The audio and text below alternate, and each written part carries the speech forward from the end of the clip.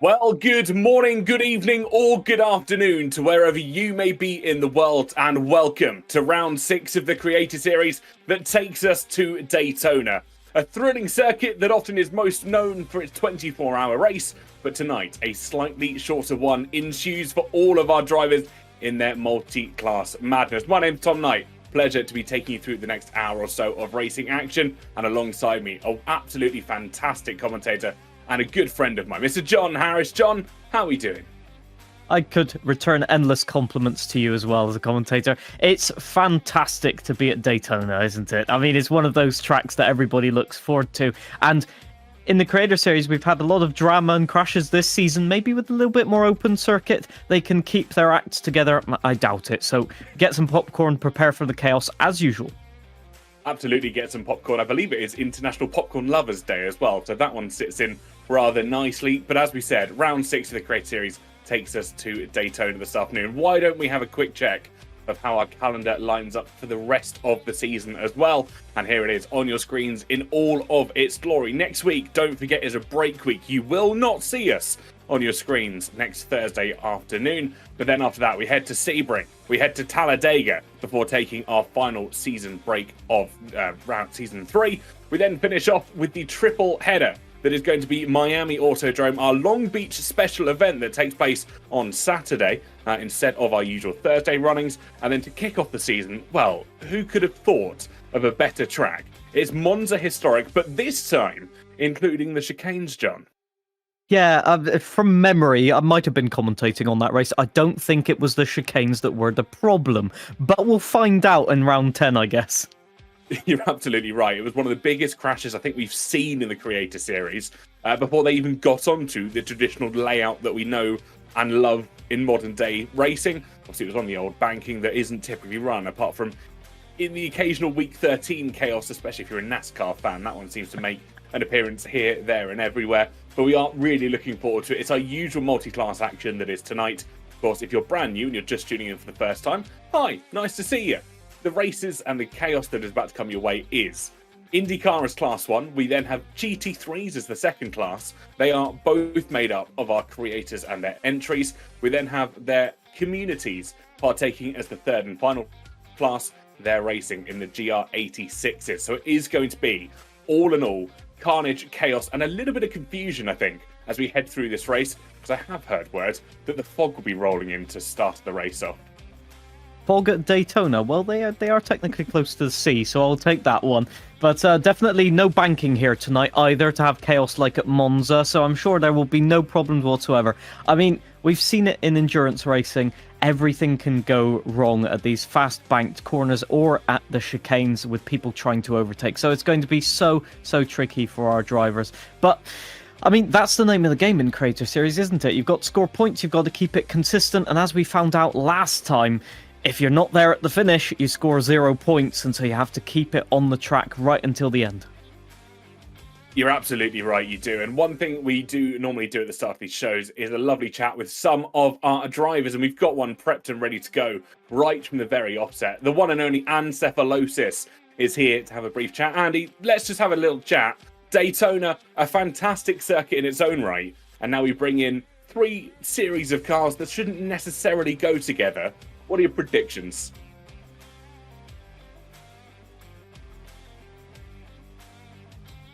I think he's muted.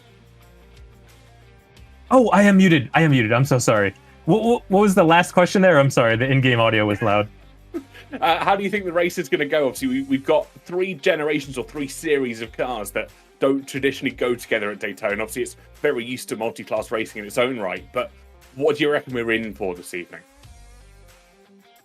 Oh, we're in for a good race. I reckon we're in for a good race. I'm really excited for this one. Lots of races stood out on the calendar, but I think we all know and love Daytona to some extent. It's such an iconic location for multi-class racing. You've got the big oval. You've got an infield, which isn't like too complicated. It's almost the perfect amount of simple Daytona. It's an easy track to understand, but you got to really fight for those tenths, for those hundredths. You got to really take some risks coming into like the bus stop in turn 1. And obviously, being a Roval, we're going to see some insane speeds today. I'm guessing the Indy cars are hitting darn near 200 miles an hour. GT3s are going to be doing 180 miles an hour. So the passing speeds between the GR86 and the Indy car, it's going to be wild. I'm very, very excited for today's race. I'm sure it'll be a good one. I have echo.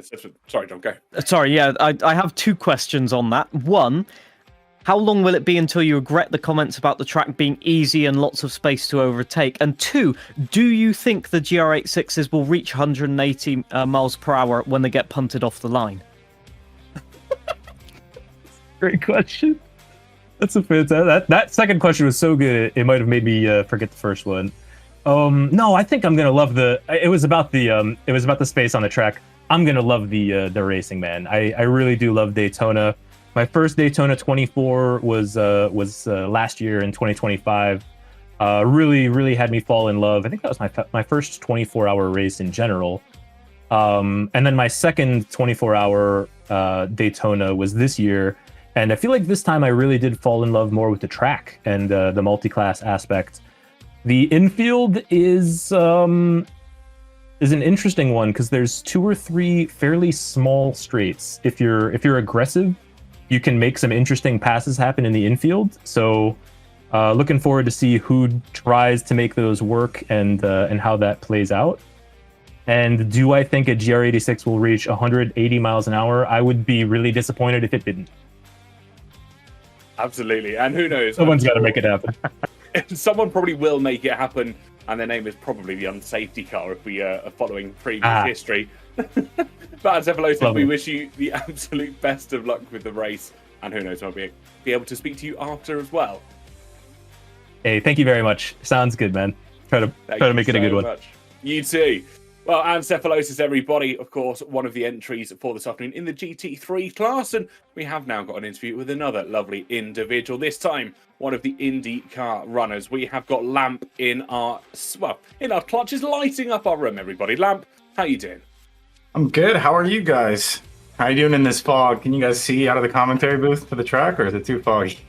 It's quite a hard one to see, especially with the Indies having no lights on. It's at least the GT3s, we can kind of see their headlights pointing around the circuit.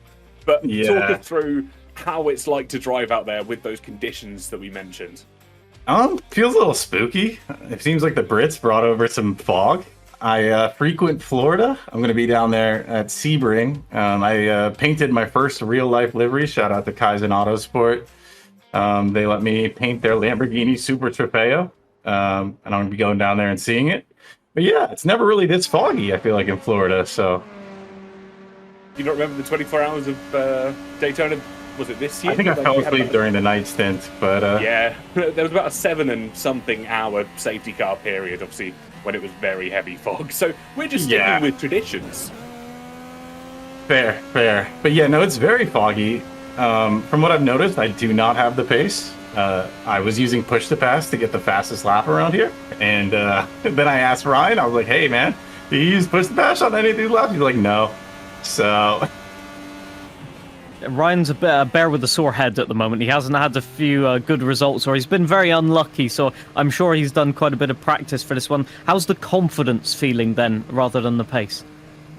I mean, I have no confidence. I haven't been in the sim really at all lately, so it's kind of, I'm ripping the Band-Aid off here. I'm just practicing a pit entry because I haven't done that yet. But sorry, I need to change. There's a lot of people talking in the session. I have a push down, I have a mute all themes or whatever yet, or right now. All right, we're good now. So yeah, like I have zero confidence in the car, but I'm just gonna, be out here, try to. I don't think I have pace to win it, but a podium would be nice. What's the most difficult bit then? What's the most difficult bit to gain confidence? Well, it seems like the tires. Like I've driven GTPs around here, no problem, right?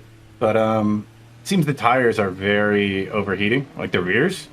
So I would if you're pushing, you're gonna loop it, and the draft really doesn't seem that helpful on the back straight and everything. So long laps, right? We have 1:30 laps and only 200 seconds of push to pass, and if you're following within a second in the infield, it seems like dirty air, right? So you're heating up your tires even more. So that's the game you're going to play. 200 seconds of push to pass, trying to keep your tires cool, but also be able to fight for the places. It should be interesting. Have you done any maybe longer runs trying to figure out how long these tyres will last? I think we spoke to a couple of the drivers before the show started, and it was going to be about 8 or 9 laps until the tyres started to fall off rather dramatically, especially for the primaries. Yeah, I don't know. Since I've taken a break from playing iRacing, and I've been chilling out for like 2 months, but it seems like my right foot has gotten heavier. In that time, I lost 20 pounds, but somehow my right foot has gotten heavier. And out of these corners, I'm just noticing the car is just slipping a lot. I haven't even made it to 9 laps in a stint yet to know what that's like, but I guess we'll figure it out when it comes in true Creator Series fashion. You know, just play it by ear. Absolutely. Well, we'll let you hop on with what time you have left in practice. It's been fantastic to speak to you, and I'm sure we will see you after the race as well. Yeah, it was lovely chatting with you guys. Have fun. Thank you. You too. Enjoy the fog as it stands at the moment. Well, Lamp, as always, lighting up the room on our screens, and we have got just one more conversation to have very briefly, but also a hot lap as well. Ryan L83 steps into the commentary booth.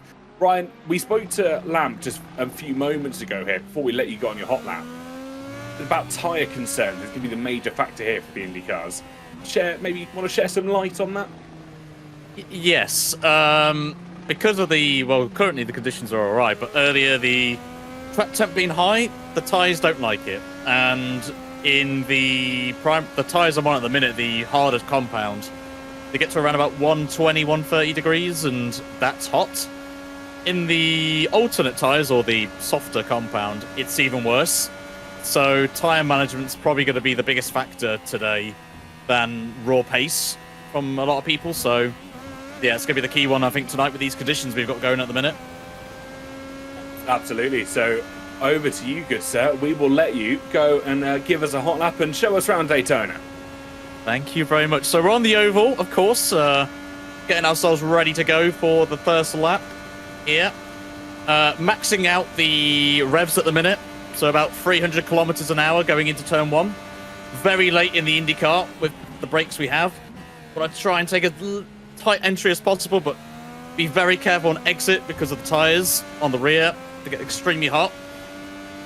Into this hairpin turn, want to take go wide on entry, come in, and then you got to be careful on exit, where some people may deploy the hybrid a little bit.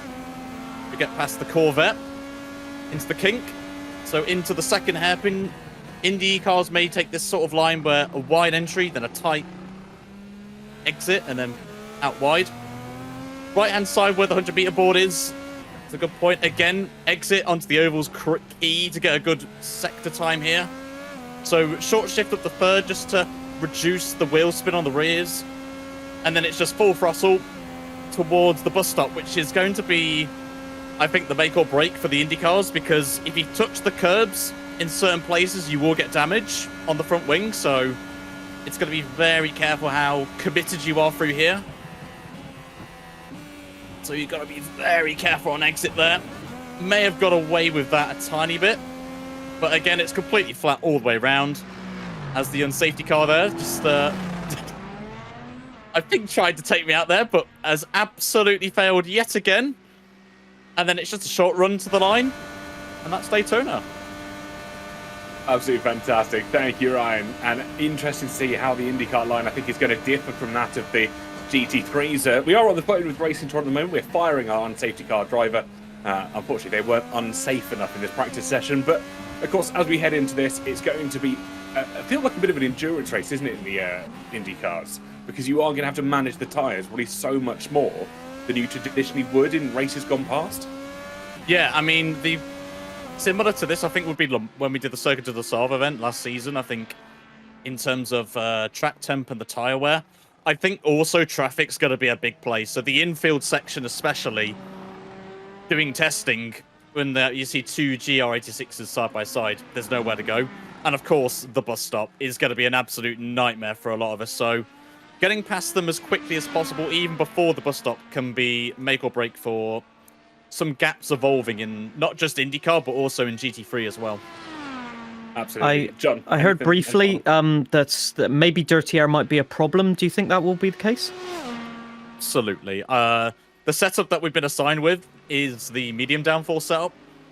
It is okay, but when you get really close, maybe half a second, dirty air is really bad, and grip's going to be not nice in the infield section, but with the slipstream on the ovals, I think is going to be... Got a decent top end, so I think it should be okay, but the infield and bus stop is going to be a bit of a problem. Amazing stuff. Ryan, we wish you all the best of luck. 10 seconds left in practice before you grid up. We'll see you out on track. Thank you, chaps. Amazing stuff. Ryan L83, everybody, as practice comes to a close then, and it is time for the race to take effect. 45 laps here at Daytona is what will be coming your way in the next few moments. Let us know in the live chats down below who you think is going to do well in all three of the classes that we have running today, that being the Indycar, the GT3s, and of course those Toyota GR86s driven by individual members of the community. It's time to grid here, John. Who are your early predictions, your early bets on as who might do well? I've got to back Ryan. He's had such a bad run of luck. Surely it's going to come right for him at some point, and I can't jinx him every single time. In the GT3's chaos, I have absolutely no idea. Maybe it's time for Sparks or someone else to light up the grid. Certainly are indeed. And here we go then, the starting grid for this afternoon's endeavours. Love 46 lines up on pole position alongside Hayden Gullis, who starts in second place. We then move on to Ryan L83, who's got 83 problems, but a corner ain't one, alongside Alex Gillen, who starts from fourth. Fifth place is Reska Kioso, alongside Brendan Hyperstar, of course, infamous on the ovals. Whether he's any better on the interior, we will find out. Seventh place, Solstice, steps in as a reservist here this afternoon, alongside Lamp, who will be lighting up the track for us. Next row, NL Stroopwafel steps in as the lead of the GT3 category with its Des TV. Family-friendly fun, friends forever, and that's a tongue twister. 11th, Chesnoid Gaming, in his very unmissable orange and yellow McLaren, alongside Joshimas, who starts from 12th place. 13th is taken by Ancephalosis, who's in the Mercedes this afternoon, alongside Sparks. Hopefully him and Lamp won't come to blows. Storm Molina starts 15th. Hopefully this fog is indications of signs of things to come, with the Lift Fox starting in 16th. Smiler Ball steps in as one of our reservists this afternoon as well, starting from 17th place with Josh Merrin in 18th in the BMW. We then move on to the community entry, so 19th place for Team Chesnoid will be Reese alongside Diam Gal starting in 20th. 21st is Carl McGuinness representing Scotland, and Flyer X, who is from the UK. Clark steps in at 23rd place alongside Ben Kerder in 24th. You'll remember him from our Cross Car Carnage event. 25th is Asoy, stepping in for Corner Racing X Ryan L83, with Mia Rose starting in 26th place. 27th and 28th, our favourite row on the grid, is taken up by both our unsafety cars who'll be out there trying to keep the action contained here this afternoon. So, as we step in, 45 laps of racing, you can see all the cars lined up just in the distance. The fog has well and truly descended here at Daytona, John. I think we're ready for some racing. It's got a spooky air to it, hasn't it? I love this. The atmosphere is unreal, as you know, at Daytona, and I'm sure we're going to have a great race here. Unusual grid. A few drivers may be getting a little bit lucky in their grid placements, but we shall see. It's looking like, I think, maybe looking at the times in practice, Sparks might have a good race, as I predicted, but once again, it's all going to be about those first few laps, whether you can keep it clean, because as we've seen multiple times this season, if you get toward the front of the grid, it's much easier to keep that position when or if we have an unsafety car. Absolutely right. Smiler Bull there with the most crisp camera image I think I've seen in a very, very long time. Something you'd love to see. Love 46 on pole position here this afternoon. As the old phrase goes, you can win a race into turn one. We shall see how that pans out. I see Josh's corner in the chat as well. We do miss you. We can't wait for you to be back. And oh my goodness, It is the biggest whitewash we have seen at Daytona since about a couple of months ago, when this happened at the real-life 24 Hours of Daytona. But Hayden Gullis alongside there as they make their way around the banking and towards the starters' orders.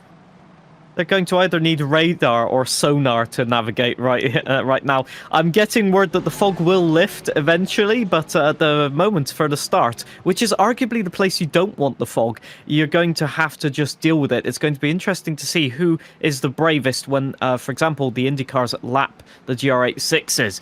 But we are getting close to race start here. Ooh, the nerves. Who will get a good turn one? I don't know. What's your bet, TK? I think it's going to be much for muchness here. If they come around the final banking, the GT3s have not left a massive gap here. But it's all on Love 46 now and waiting for the green flag to fly. And here we go. We're underway in Daytona. 3 wide immediately off the start in towards the first corner. Down the inside goes Ryan at 83, trying to take the lead from a very early start, and does so indeed. And I wonder if he means to go on like this. There's carnage in the GT3 field further back. That's going to be, I think it's Des TV and the Lamborghini going wrong. Who's that spinning in the background? Josh Immers, I think. Josh Immers. Oh, and that's Ryan. That's Ryan off, I'm fairly sure. It looks like it. Yeah, I'm not exactly sure what's happened there. He got a storming start out of nowhere, really, just jumping everybody. And somehow, I think there's been a collision. I'm not exactly sure how that has happened. Chesnoid, I think, involved in that crash with Josh Immers. So quite a bit of argy-bargy happening. It's Des TV nearly getting collected with it as well. GR86s have got away cleanly, though. They certainly have. I don't think it was Ryan that crashed in the early stages. He's in first at the moment, about half a second between himself and Reska Kioso. But being told it was Lamp that faced the wrong way, at least for the IndyCars. There was Josh Merrin that was facing the wrong way for the GT3 category. And it is interesting to see how everybody's starting to cope here. Hayden Gullis right on the rear now of Ryan L83, I believe that to be. Sorry, that's Reska Kioso. Both similar looking yellow cars, aren't they, John? They are, yes. A lot of people choosing the yellow livery. There's another IndyCar that's been involved in it because there's Lamp, but we're also missing P8. That's Love 46 in the pit lane. There we go, coming up on the screen now. And you can see the slipstream effect. Reska Kioso have been very, very fast in places, but the consistency just hasn't been there at the moment. But Ryan will be keen to defend this, and as you can see, just not enough overspeed into turn one. Oh, that is Brendan Hyperstar spun around, I think, by Hayden Gullis. Not too much damage made there, and no barriers found, but a lot of time lost.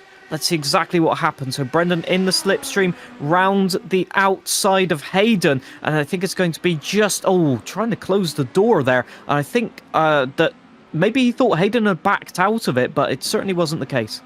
Yeah, it looked like Hayden was trying to stick it in towards the first corner. Has lost a majority of his front wing as Gullis, and that will hamper him in the laps to go by. He'll have to surely make a pit stop if he wants to try and keep any downforce on the car. The Mercedes trying to just sneak their way past their contact as well. Oh my goodness, what has happened there? I think that was Ancephalosis trying to nudge his way through.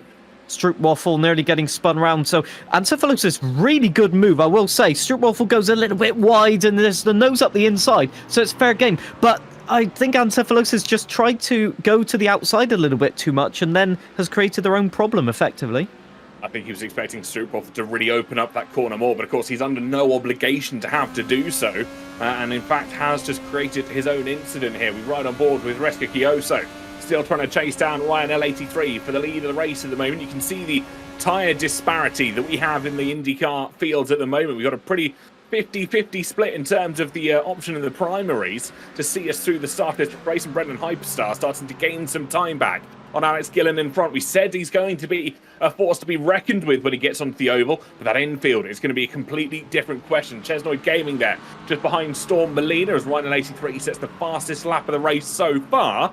We watch the Aston Martin, Storm Molina 007, so perfectly repping the number as they stand in fifth place in class at the moment.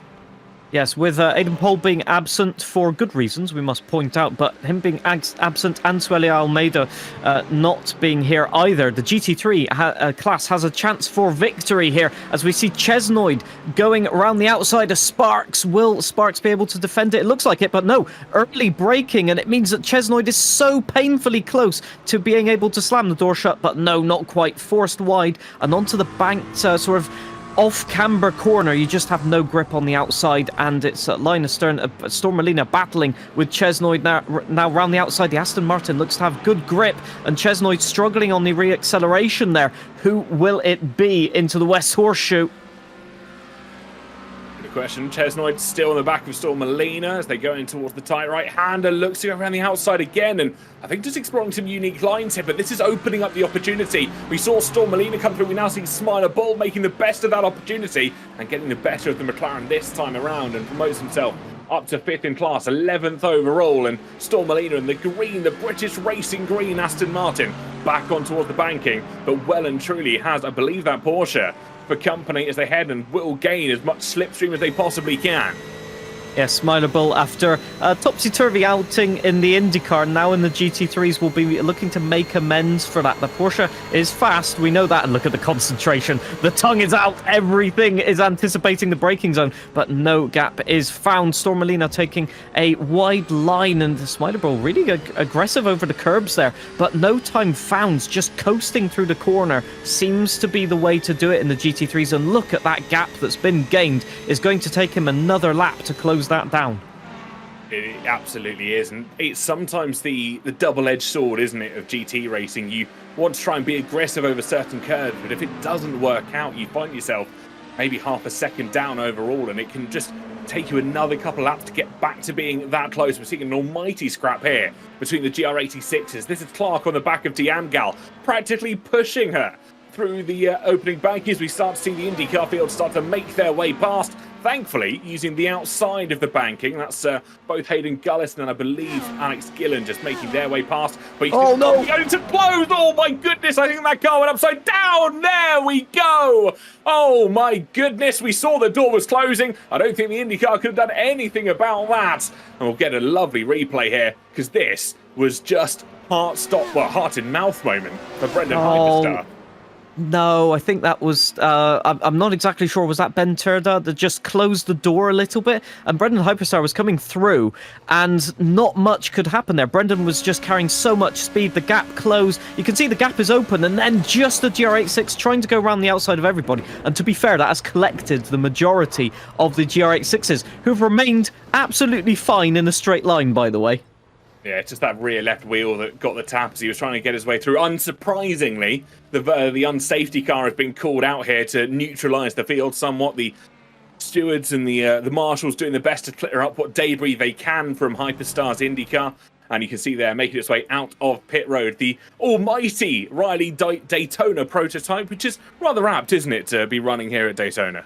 Oh yeah, this car is legendary, and the noise it makes is absolutely lovely. Just a note for our unsafety car crews, now is not the time to take out Ryan L83, that was in practice. But yeah, it's one of those things that, I mean, this kind of track was always going to have an unsafety car. It's just that fast, and you can see with the incident and the replay we had that just in the split second that decisions are made, sometimes you're just in a position you can't get yourself out of it and an accident happens. So it will mean that a lot of people can get a short pit stop in or repair any damage. I'm sure a few people just having a light aerodynamic damage, they'll want to get that fixed. Maybe even some fresh tires on the car. Why not? There's quite a bit of time left in this race, so may as well use it.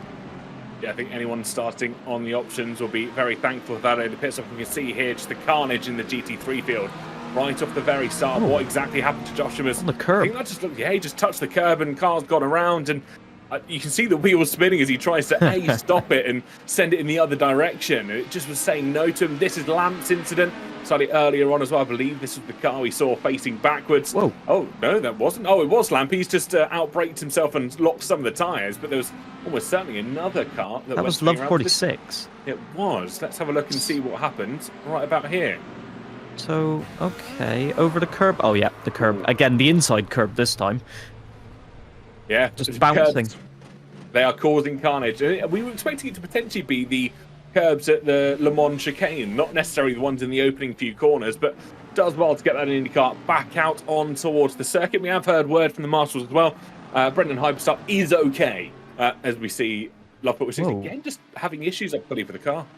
Okay, so what I'm thinking of right now is I didn't really want to comment on the first crash, but I'm thinking perhaps a small technical issue there because Love 46 did stay about 2 minutes in the pits. This is Ancephalosis and it's Des TV. Oh, 4 wheels airborne right there and sensibly hitting the brakes trying to get it stopped, but that means you rotate as well and rejoins quite nicely. That could have been a lot worse, to be fair. And this, I think, was Brendan Hyperstar, so we're going to get another angle of this. It's terrifying from this angle. Oh, I cringe even looking at it right now, and that was a good flip. I'm not sure if it would get you an Olympic gold medal, but that was close. But sadly, that suspension is well and truly toast.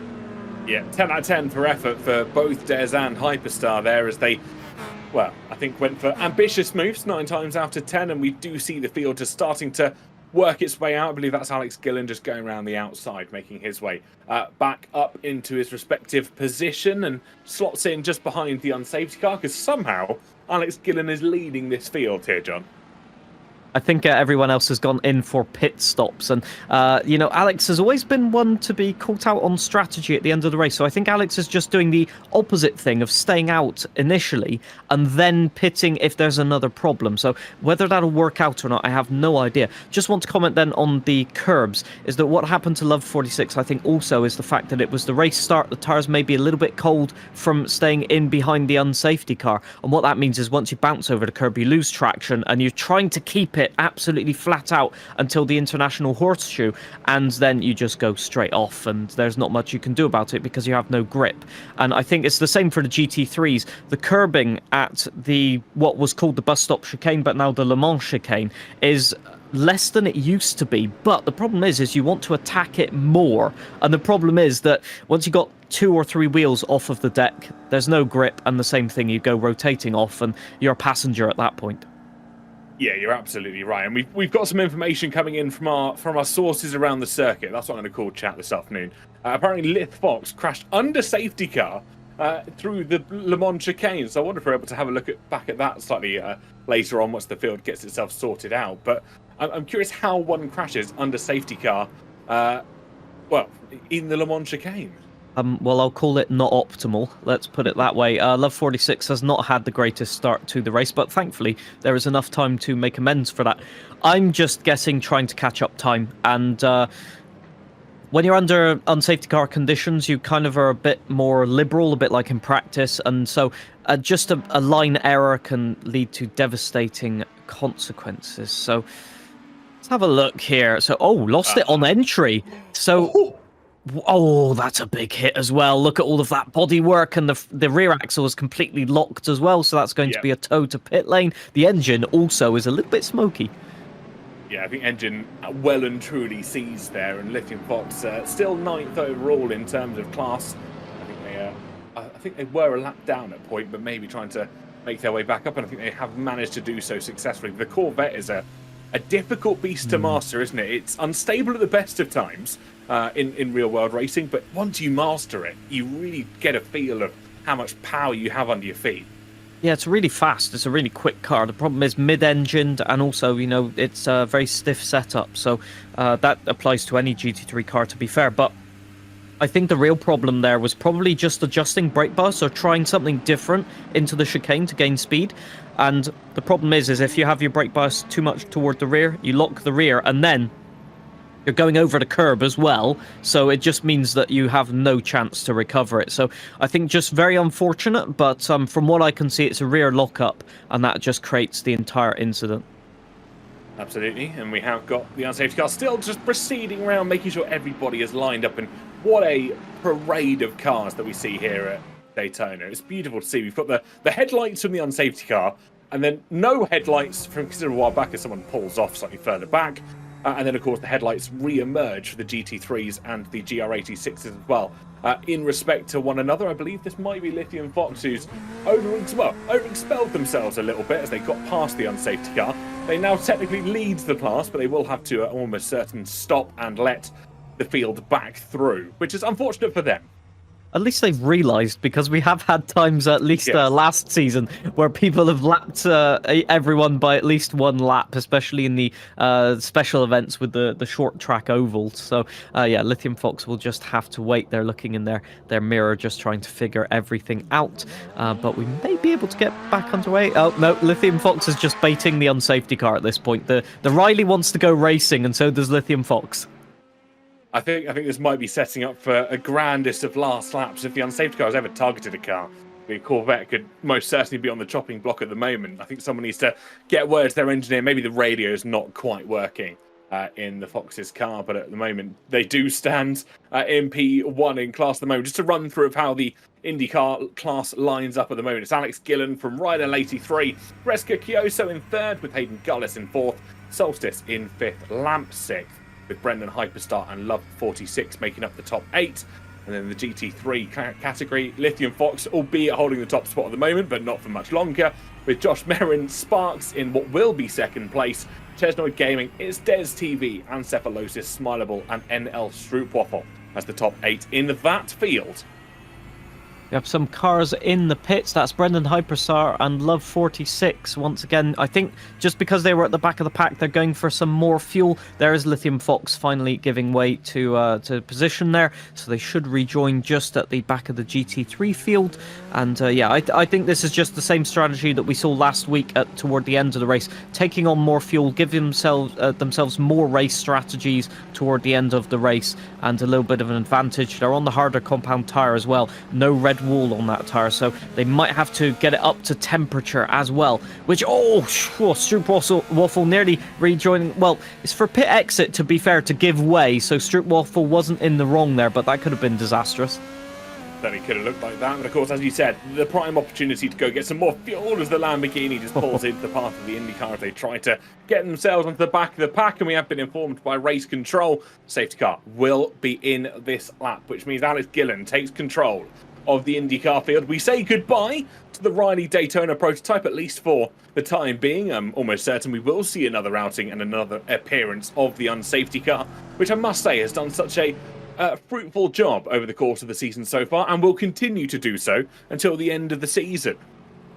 It has done indeed. It's been incident packed, but the one thing you can rest assured is that the unsafety car will be on track at all times, causing chaos or not. I think we might see another chaotic ending to the unsafety car, but let's find out. Alex Gillen at the front as well, Ryan right behind with Reska Kioso and Hayden Gullis completing the top 4 there. You've got Solstice P5 at the moment, Lamp P6, and then Brendan Hyperstar and Love 46 in the IndyCar field. So they're going to hope to get a clean restart, but I'm sure Ryan will be wanting to attack Alex Gillen.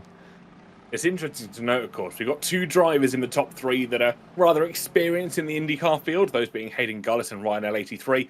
Alex Gillen has dipped his toe in them, taking part in the Creator Series Indy 500 that happened a few months ago now.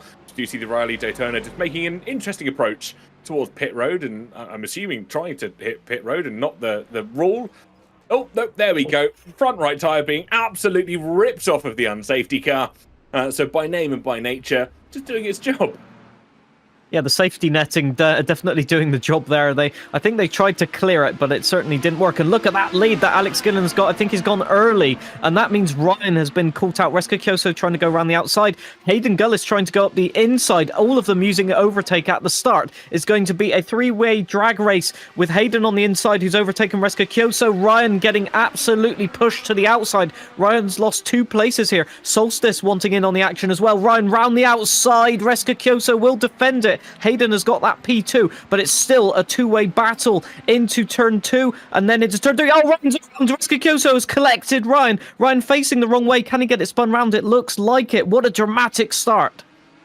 That's certainly not the way he'd like to see this race go, and I think we've got a couple of other cars going slowly as well as they made their way through the opening to the International Horseshoe. The GT3 field again just having issues, and down drops the Audi car. Oh, massive head-on collision with Chesnoid Gaming there, and that is going to be a considerable repair bill for the McLaren outfit and under Chesnoid's racing team. But as it stands, everybody just having to get used to cold tyres again. You can see the limited downforce that Audi's going to be suffering with, and not it's got broken suspension. Yeah, not even able to get the car turned in. Yeah, you can see that, sorry to interrupt, but you can see that front right is just completely down on the bodywork. No, oh, that is a spin there for the Porsche. Incredible stuff, and I can't believe they've dropped it there, just trying to get a good restart.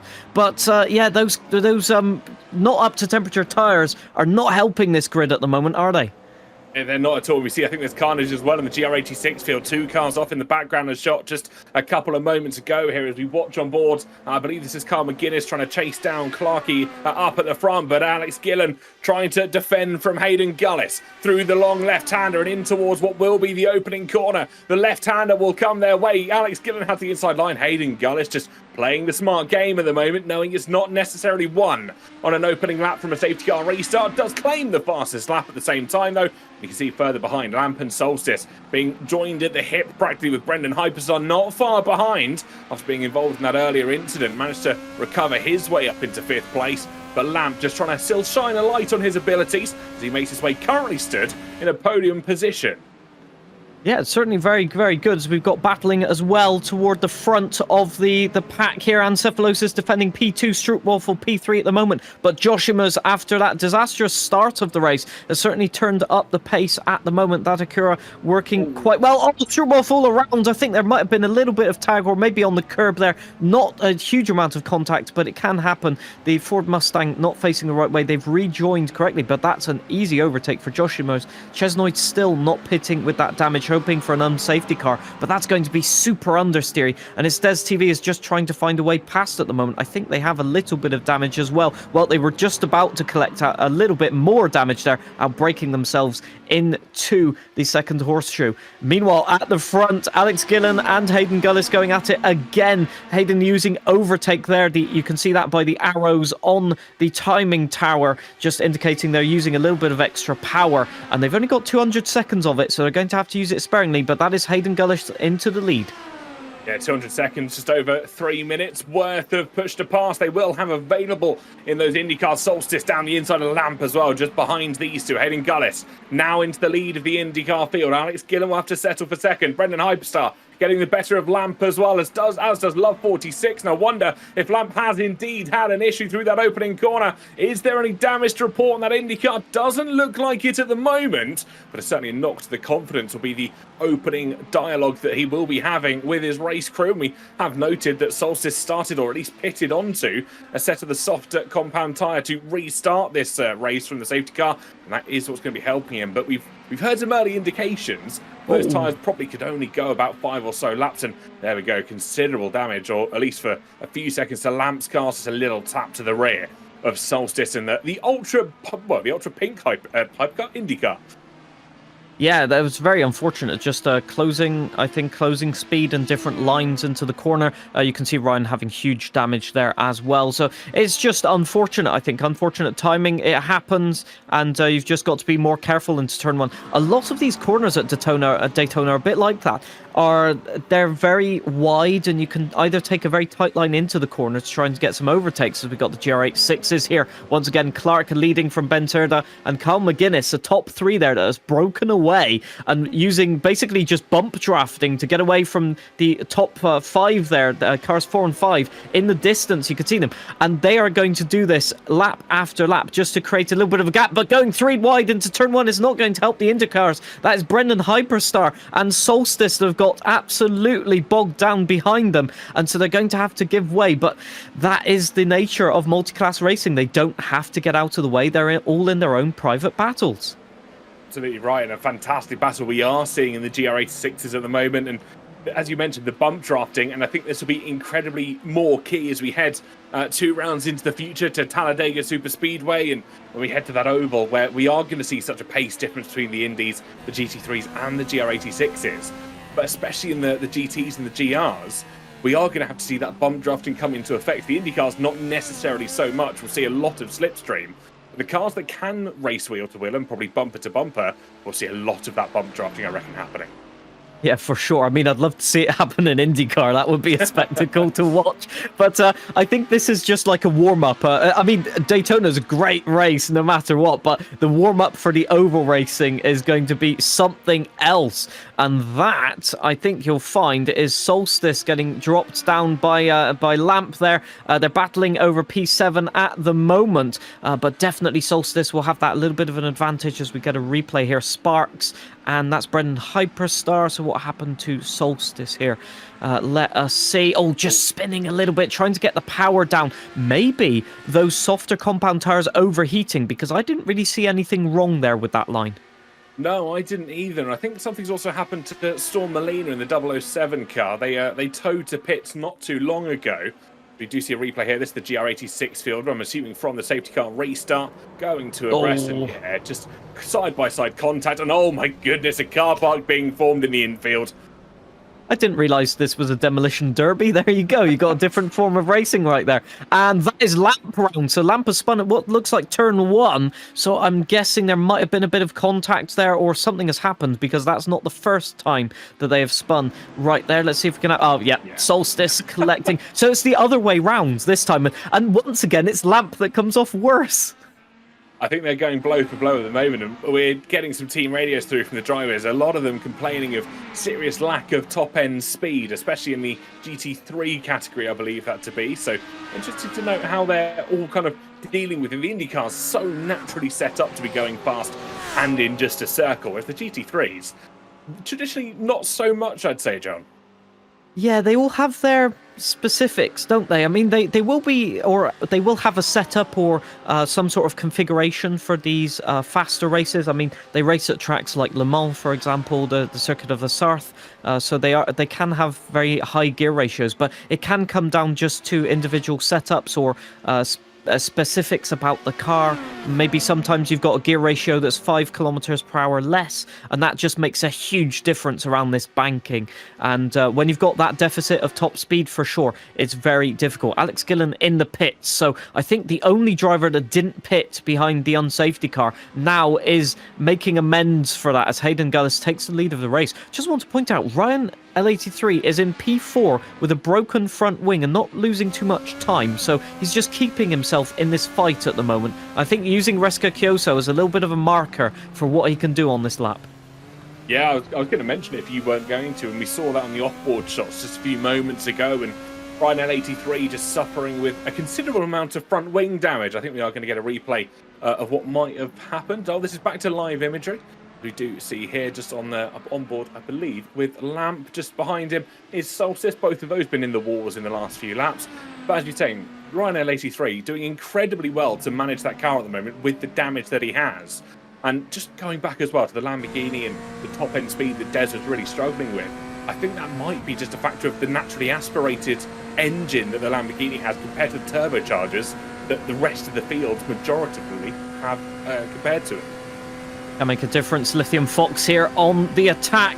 So from last place to challenging for third place to challenging from second place, surely not round the outside. Ancephalos is doing the correct thing in defending it. Looks like Joshua was very late on the brakes, managed to get it stopped, but that was an incredible line. Just giving Ancephalos a little bit of a tap, saying, please, can you get a move on? Lithium Fox is hounding me at the moment, quite literally. Look at that, lights turned off even on that Corvette, and that's a daunting thing to have in the rear view mirror. So these three are absolutely just, well, racing the doors off of all of their cars. I think going back to that, just thinking about Isdes TV with the Lamborghini, yes, you're right about the engine, but I also think there was some contact made as a whoa, that was Love 46 nearly losing the front wing there. That is really just telling. Reska Kyoso drifting as well through the international horseshoe. I can't stop commentating, there's just too much to say.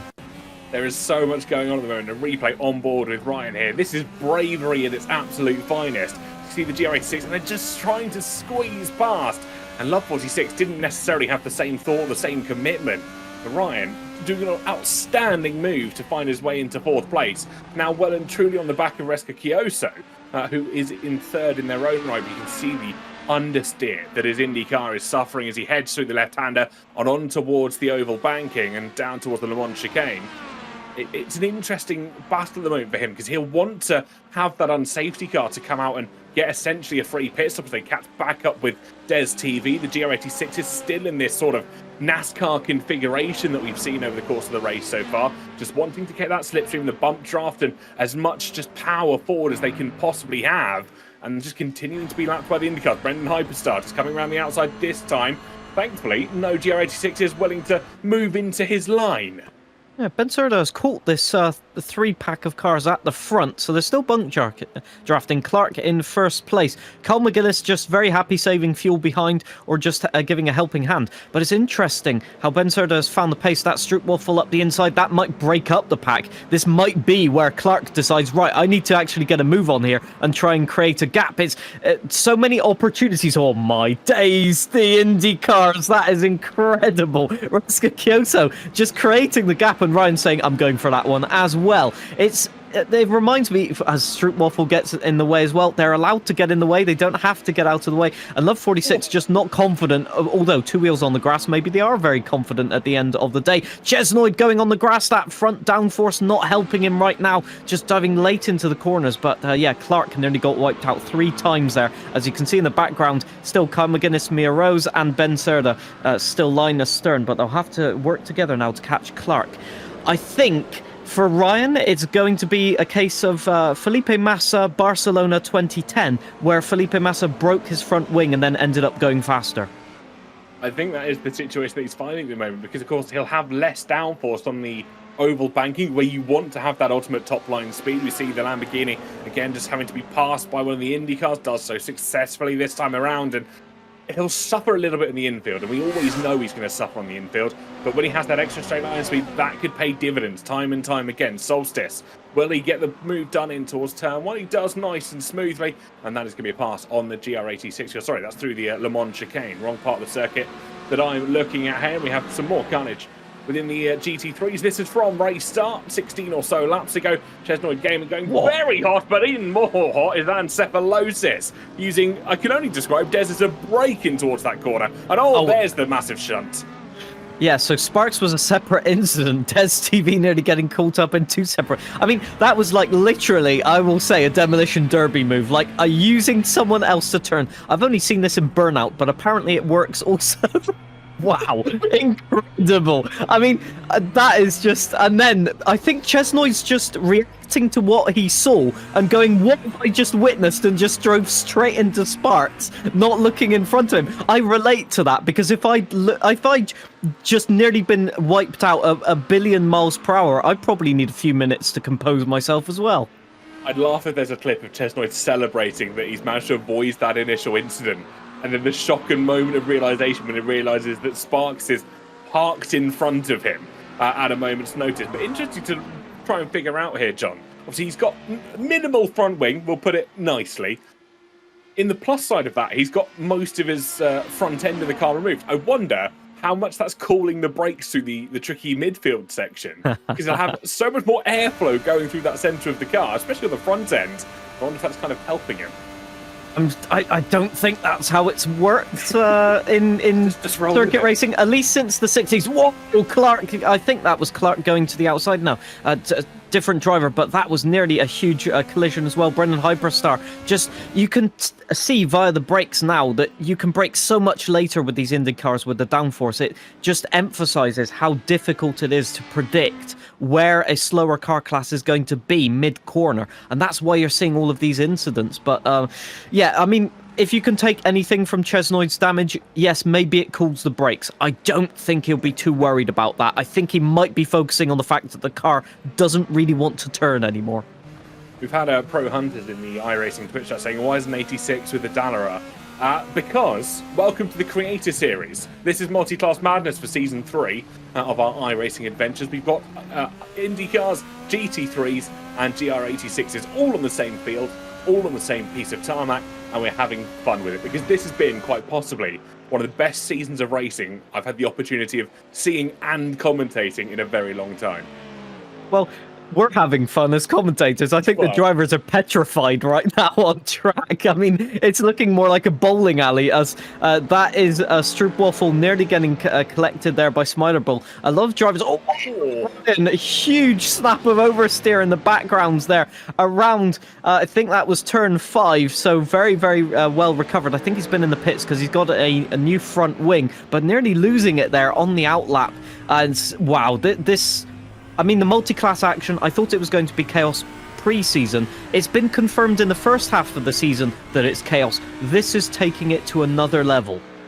And don't forget, we've still got a considerable number of rounds still to come. We saw the calendar slightly earlier on in the stream. If you missed that, just a quick rundown of where we head to in the next few weeks. We head to Sebring for round 7 in 2 weeks' time, and then in 3 weeks, we head to Talladega Oval, which I guarantee you will not want to miss for round 8. We then head to Miami Autodrome. The first time that's made an appearance here in the iRacing Creator Series, before on the Saturday following, we head for our Long Beach Endurance under IMSA conditions, so not the cars you're seeing here at the moment, before round 10 that finishes off the season. Monza Historic with the chicanes this time around. We've proved it could be carnage and chaos without them. I'm sure adding in a few more braking zones isn't going to cause any more carnage. Right, John? Yeah, sure. We'll say it that way. You'll have to tune in to find out, I guess. I'm sure it will be even more carnage because if we've learned one thing is that the mid corners where you're not accelerating or braking, everybody can do those. It's when you have to accelerate and or brake that it becomes a problem. So, for example, Monza with the banking is going to be absolute chaos, as we found out last time we went to Monza historic track. But I think, you know, the premise of the Creator Series this season of just having fun. I think a lot of people get caught up in the seriousness all the time of sim racing, and sometimes having a bit of a chill out event like this is just what everybody needs, both in terms of viewing and indeed for our drivers out on track. As once again, we've got a what I can describe as a trolley train of GR86s. I can't wait for Talladega, because this is exactly what we're going to see with the GR86s. It'll be just one big pack of Toyotas that is going to be essentially a moving roadblock for everybody that's trying to get past them, which will be an interesting one to try and note. We've had more information coming from our spotters down on the ground. We're being told Solstice, and just to add some clarity to this, who is an Indycar, who was bump drafting Lithium Fox, who's in a GT3. I'm not sure how the physics works of that, but somehow they've made it work. Ah, that might be how Lithium Fox got back up to the... that's Storm Molina on track. So Storm Molina is back out on track after 3 laps. So I'm guessing some sort of hardware issue right there. Maybe pedals or a wheel problem whatsoever. Because normally after about 3 laps, you'd say, well, whatever's happened, I'll call it quits. But I'm glad to see they're back out on track. And it looks like they're turning a fast amount of pace, trying to carve through these GR86s. But they're making it difficult, aren't they? They certainly are. They're not going to make it easy for them because, of course, they're in their own race. And whilst we have the creator standings that we showed you earlier, the community entries have their own independent race to try and come up with and score points with for their respective communities. And I'll tell you what, it's probably one of the most competitive that we've seen. An incredible dive from one of the Indy cars, trying to get the better of Ancephalosis, and as well getting past Josh Shimmers in the Acura, and does manage to get the car slowed down. But there is going to be a few heart-in-mouth moments here as those Indy cars just fly up to the rears of the GT3s. It's just heart-stopping. It is indeed, and I think what we're seeing is, less with the GT3s, but definitely with the GR86s, is that they're using the overtakes from faster cars as an opportunity to get a move done on a car of their own class. So when everybody's braking in a different spot, or the pack breaks up from the bump drafting or slipstreaming that they're doing right there, especially on the infield, it's an opportunity to gain that place. And then it's so difficult to gain the place back because you know you'll get past with bump drafting anyway. So I think Clark, in multiple occasions, although he's remained at the front, he's tried to use the opportunity to get away, and it just hasn't worked. They've remained within that 2-second window where slipstream is just powerful enough to get you back up to or to get the chasing cars, I should say, back up to his race-leading pace. And it just means a constant yo-yo effect at the moment as we're seeing more pit stops come in. So Hayden Gullis still leads this race. Brendan Hyperstar has dropped back a little bit to the tune of 2 seconds. That might just be a pit stop phase right now. But yeah, I mean, Hayden has had a huge turn of pace this race. He has, and he knows the IndyCars inside and out, has done many runs with them. Oh, a little bit of a slide there from Brendan. It looks like, I think that's one of the GT3s in front. I can't tell if they're going slow or just slow comparatively to the IndyCars. It's sometimes hard to figure out, but that was Chesnoid Gaming, who was just having a bit of a moment on the inside of the banking. Here we ride on board with Josh Summers in the beautiful orange and black Acura. Who's that in the background? That's a GR86 who's missing a front left wheel. I think that's a soy. I'm not quite sure, but yeah, definitely there's a wheel missing. Let's see and have a look here. So it's Clark. No, it's the race leader, apparently, what we're seeing. So what's happened here? IndyCar is going to be... Big IndyCar. Yeah, massive IndyCar. That's, yeah, I'm not even sure. Was that, hang on, was that the, was that Brendan Hyperstar? I'm not quite sure. It was Lamp, but Lamp, I'm being told Lamp, yes, indeed. So it's very difficult to see the differences in colours with the IndyCars. They've all gone with the same amount of livery, but it looks like Lamp's got away with it, scot-free. Well, scot-free indeed, and I think he will have the opportunity to catch back up to the pack. The unsafety car makes its second appearance out on towards the circuit. I think this is going to be his point of view from the incident, if memory serves me correctly, and he's running up towards the international border. Yeah. You see those 4 GR86s just in front, and you know something bad's going to happen. But I don't think he was expecting the lead car just to swerve as violently left as they did here. I'm not quite sure what they were going for. They're just trying to turn him from the corner.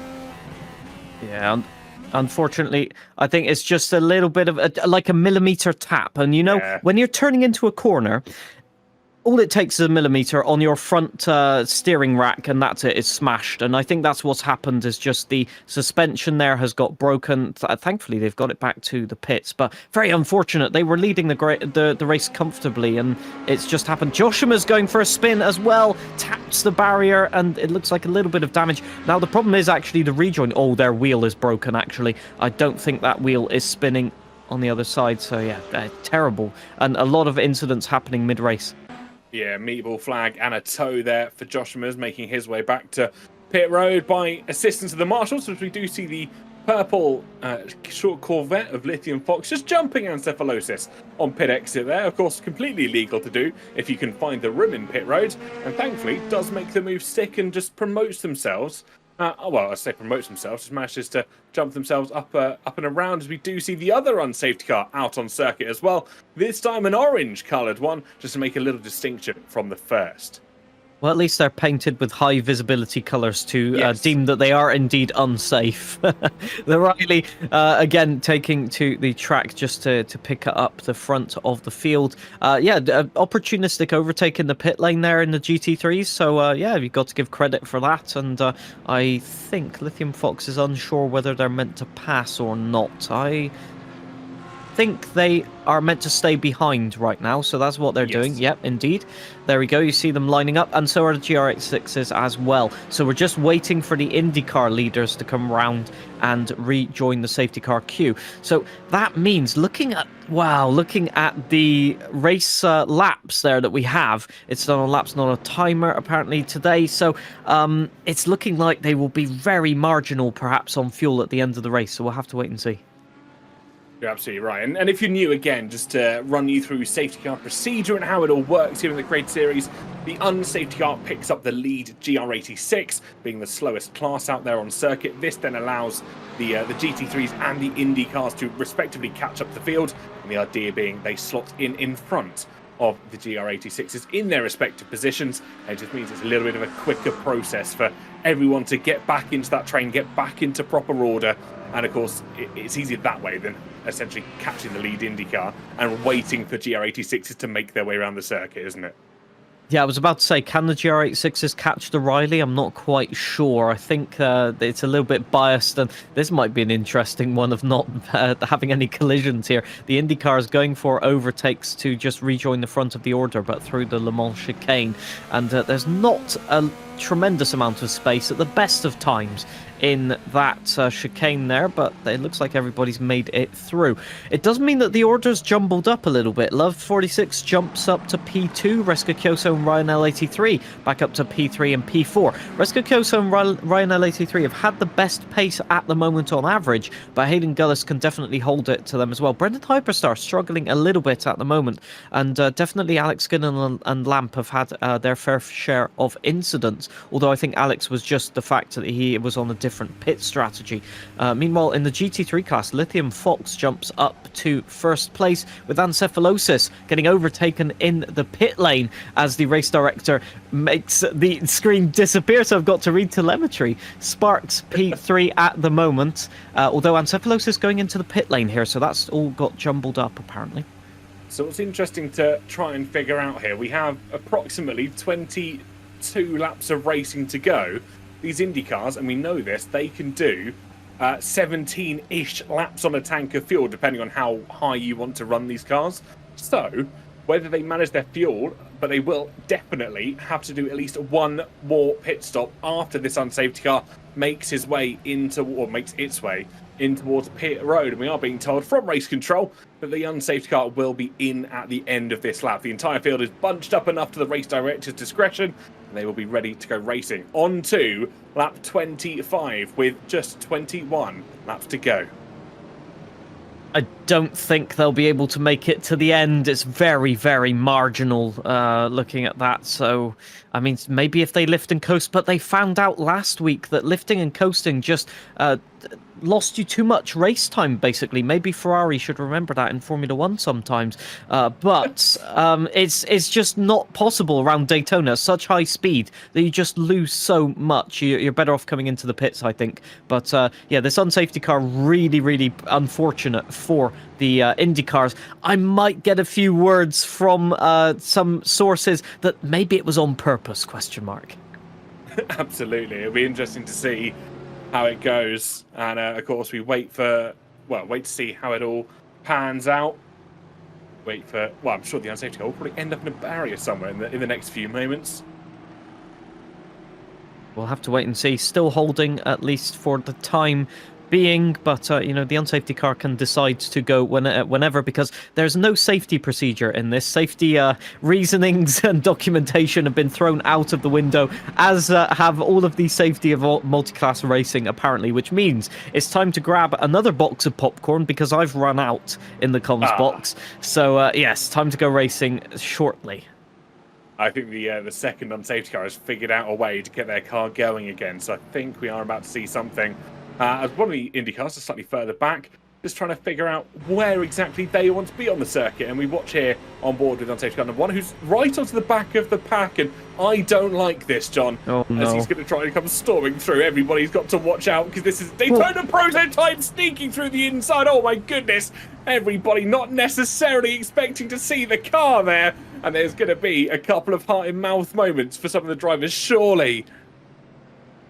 Well, Des TV was complaining about lack of straight line speed. He nearly got a ton of it involuntarily there, because he nearly swerved into the path of the Riley, and I think we're going to go for a tag team tag team crash there. Loop-de-loop, and indeed, Demolition Derby has been taken to the next level. Absolutely fantastic. Massive, massive shout out to the guys that run the unsafety car. They are worth their weight in gold, as we have got, I believe, a car trying to make their way around the outside. That's going to be Storm Molina in the 007, just making sure they can at least unlap themselves to the best of their ability. But Hayden Gullis will lead this restart. The track is declared green, so it is now at the discretion of our IndyCar leader as to when he wants to try and launch. Down towards the first corner, and he will have Reska Kyoso and Ryan 83 for chase as well. Down towards turn one they go. Green flag flies at the start of lap 25. Ryan's got caught out completely by that. I mean, he's lost 10 car lengths, and Brendan Hyperstar up the inside. Well, he won't think about it. Alex Gillen going for a move, though, in the background on Solstice. Gets the move done as well. A little bit deep into the apex, but everything okay. Des TV around the outside. I think, a little bit rattled. That's Ancephalosis, and I think they might have damage on that car. It doesn't look like it's going flat, so let's see.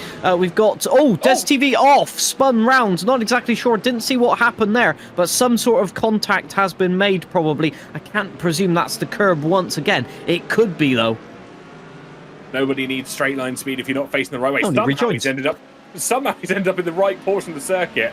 I wouldn't be surprised if the game does give him a slowdown considerably. For that one, a little bit of a dive attempted just further back, as we saw, but the GR86s, once again, back in their pack, trying to chase their way down towards this opening section of corners. The BMW of, I believe that's going to be, who is in the BMW? But it's someone I keep forgetting. It's Josh Merrin, my apologies, as he's trying to figure his way out with Smileable, just making the pass.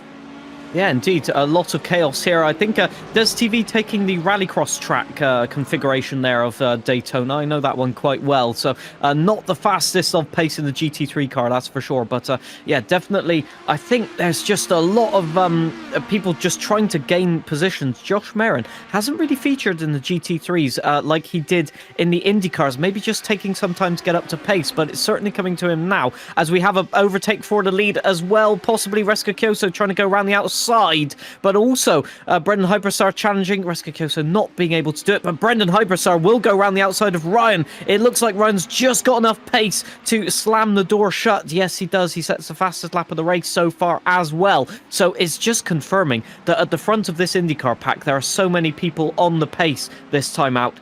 I have no idea who's going to win this. Look at that, all the way down to Alex Gillen is on race pace at the moment.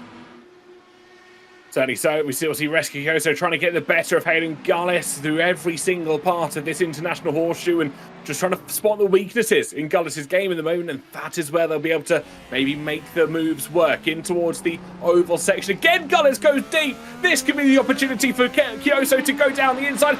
Does so, and Gullis under pressure, well, falling before it even became a factor. Yeah, I'm not exactly sure what happened there. Maybe running onto the grass on the entry, but I doubt that one, really. I think just, as you say, pressure.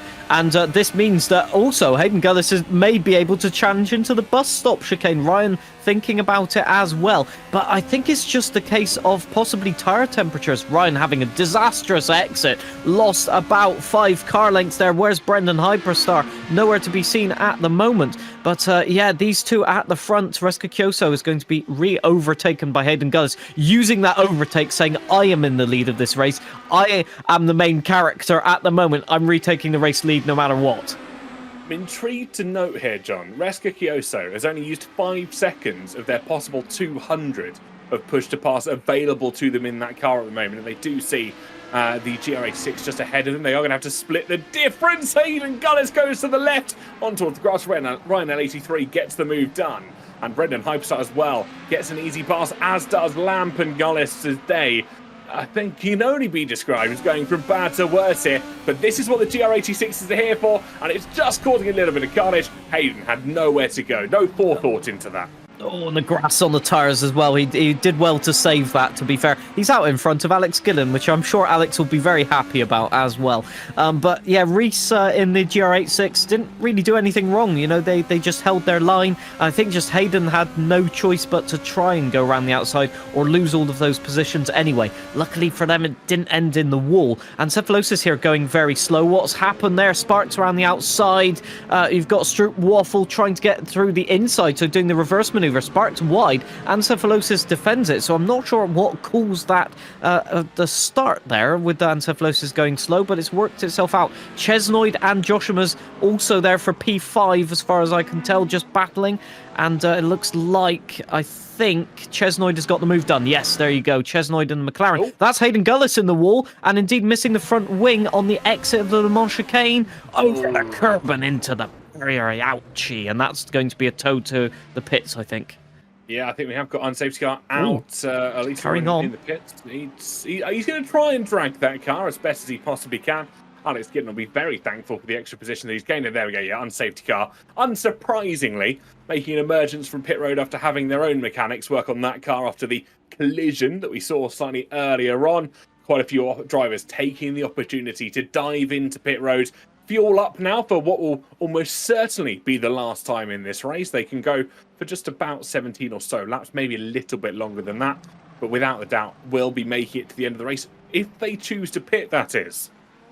Well, I'm not going to call it again, but Alex Gillen again has stayed out and will have to lift and coast to get to the end of the race. I haven't seen this one before at all. Definitely don't look at the race replay of 7 days ago where he ran out of fuel. No. So 17 laps, that's about, well, now in the pit stops, isn't it? So, yeah, I mean, I don't have a good feeling about this for the front two, but they obviously know something that I don't. Maybe they feel that the safety car mode, or the mode 8 as it's called in the Indy cars, will give them just enough fuel to make it until the end. Here we get a replay from the restart and what happened to Dez in its entirety. He's just clipped the rear of the Mustang car, and he's gone spinning around Stroop Waffle. I think just giving him as much as we possibly could. It's just unfortunate. It just rejoins. Here we go, shortcut, across the grass, nearly up to racing speed. And if he would have put both wheels on the tarmac instead of grass, I think he could have rejoined in front of Ancephalosys in P3. But that's how to gain positions, to be fair. That's a neat way of doing it. I'm not sure Race Control will like that too much, but here in the Creator Series, I say that's a valid line. I'd say that's absolutely fair and valid, and we got another move here. I think this is Des trying a very similar thing on Ancephalosys around the outside. The rear end just stepping out on that one. And does he keep out of the wall? No, there goes the rear wing on that Lamborghini. And an incredible amount of downforce lost for the Italian outfit. Good news, though. Extra straight line speed. Yes. Although he has appeared to found a second one in the garage. The mechanics are being told have made that out of cardboard and paper mache. But it will work. I didn't realise this was Group B from the 1980s. There we go. Well, Lancia have apparently joined up with Lamborghini in making rear wings. There you go. New fact for the Creator Series right there as the Riley picks up the field once again. Clark, I think, has made his way back into P1. So after all of that, after getting absolutely T-boned out of the race lead, he's now back up to the race lead of the GR86s. That's how fast it can change. But for sure, those GR86s, they're swapping positions all the time because Kyle McGuinness still in P2, Flyers in P3, with, I think, Camille Rose behind that as well. So it's all just swapping around, and I think that's going to be the battle to the last straight, to be fair, where we might see a 4 wide or something. Yeah, I think you're absolutely right, and I think this GR86 battle is far from over, we'll put it that way, and they've been seen to perform an incredible amount of bump draft over the oval section of this. Of course, they're not able to do just as much of that as they'd like when it comes to the inner course, as it's more commonly known, or the road section of the Roval. But I think all the cars are just starting to find their feet a little bit more, find some confidence. And of course, it's a shame as we're 2/3 of the way through this race and they've only got 15 or so laps to go. But the final pit stops for the majority are starting to take effect. And John, before we head for the final few laps of this race, let's look ahead in the calendar just a little bit. We head to Sebring next week, obviously an infamous track in America, formed on an old Air Force base as well. So completely different layout to what we see here in Daytona, where it's a really rough and ready circuit for the majority. Yeah, Sebring very bumpy. It could be described as an entire infield section that could have been on an oval course, but it's just one of those tracks, I think, where it's the complete opposite, where you have to be cautious about the tires, cautious about your lines through the corners, and arguably the last race on our calendar where it's a lot of technical driving rather than flat out and through fast and flowing corners. There's a lot of corners at Sebring, isn't there, where there's only one line through the corner and you have to get the overtake done before or after. So I think we'll see some desperate moves in that one, but it makes it all more entertaining. I think we'll see a lot of carnage in Sunset Bend, of course, technically the last corner at Sebring, and actually where pit exit throws you out into that final corner. Really rough and ready on even the most of hypercars at the moment, and your GTPs that run there. How the Indy cars are going to fare with the bumpy surface, who knows? But I'm very much excited to find out and see how they cope with the undulations and the rough and ready nature that Sebring is going to bring us before they head to effectively what is their homestead at Talladega, where the Indy cars are going to be at their finest form in their, I think, their low speed or their low drag layouts. I believe they will have the option to run that minimal rear and front wing that we so traditionally see with the Indy 500 and their oval layouts. I'd just run a nose scoop on the front just to scoop the GR86s, toss them into the air, and get past that way. I think that's the optimal strategy around an oval. But yeah, just going back to Sebring, I think it's one of those tracks that is so difficult because you've got the changes of surface as everybody diving into the pits there to try and get some more fuel. So I think these drivers are just calculating. They want to be able to just push the accelerator flat out every single lap. Ryan, and that is Love 46. I think Lamp in the pits as well. So just the midfielders pitting right there, which is interesting. But yeah, Sebring, concrete surface, slightly tarmacked as well, dusty surface, with track temperature making a huge difference in all types of conditions there. You can have a very sort of calm day, but the track temperature is too high or too low, and it has a huge effect. So we'll have to wait and see how that one pans out. Absolutely right. The IndyCar's now peeling out of pit road. They've had the opportunity to get a little bit more fuel than they think they may have needed, but of course, better safe than sorry. If you know, you know. As we watch on board with Lamp, who again continuing to light up the room. He's in 7th place at the moment, and of course 7th overall in class, with Love 46 and Ryan L83 just in front of them. Word from race control: safety car or unsafety car will be in at the end of this lap, and by in we probably mean in the crowds or the catch fencing. We are going to find out, I'm hoping. So I've heard from the unsafety cars that their ultimate goal is to try and get outside of the track in some way, shape or form. So I think that was what we saw the attempt of with the two cars, just trying to make the barrier no longer a barrier. We'll have to wait and see how they manage it. I mean, our producer typing quite truthfully that we are breaking new ground. No boundaries, no barriers here in the Creator Series. Well, you say that, it's not the first time we've technically seen the unsafety car make its way out of track limits. I throw your mind back to, I believe, what's the circuit with the corkscrew? It is Laguna Seca. Laguna Seca. I believe the unsafety car managed to make its way outside the extremities of track limits there and disappeared into the ether. As you see, unsafety car 2 just setting itself up there on the banking, trying to place its very ramped-shaped car in the most optimal of positions. We will go racing at the start of lap 32. At the time being, all eyes are surely focused on the unsafety car that is leading through. Alex Gillen restarts from first. Reska Kyoso in second. Brendan Hyperstar in third for the IndyCar lineup. Josh Merrin, Lithium Fox, and I believe Smileable as your top 3 for the GT3s. And Clark, Carl McGuinness, and it's going to be Mia Rose as the top 3 in the GR86s. But here comes the attempt here for the out of the barrier, and it's unsafety car 1 up towards the banking section. They'll meet and see the second unsafety car. It's a long run up towards this banking section, probably longer than I was anticipating, but up they go. Can they use the ramp up at all? Just caught foul by the top of the catch fencing. It's done its job at the end of the day, but the unsafety car continuing its name.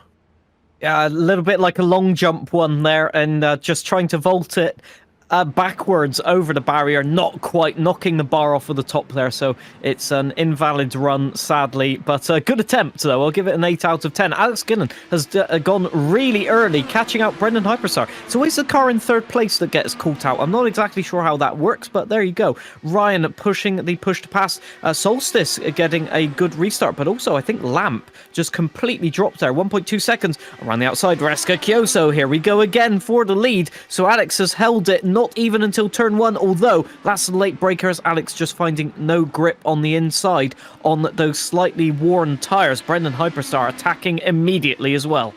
Interesting to note that our top 2 have both 189 seconds Whoa. and 200 seconds of push to pass respectively. Gillen very deep into the corner, but Brendan Hyperstar makes his way through. He's got just over 2 minutes worth of that allocation to use it. That's Ancephalosis trying to get the better of Lithium Fox, who's on the back of Josh Merrin in his own right, and Smile Bull just behind that Mercedes as the GT3 category starts to heat up once again. The GR86 is now released on towards lap 32 of 45, and it's Mia Rose right on the rear trying to chase down the likes of, I believe that's going to be the Carl McGuinness and Clark in P2 and P1 respectively for that community entry class, and the bump drafting in the toe starts to feel. Smiler Ball getting all sorts of out of shape, trying to chase down Ancephalosis as they enter on towards the banking now.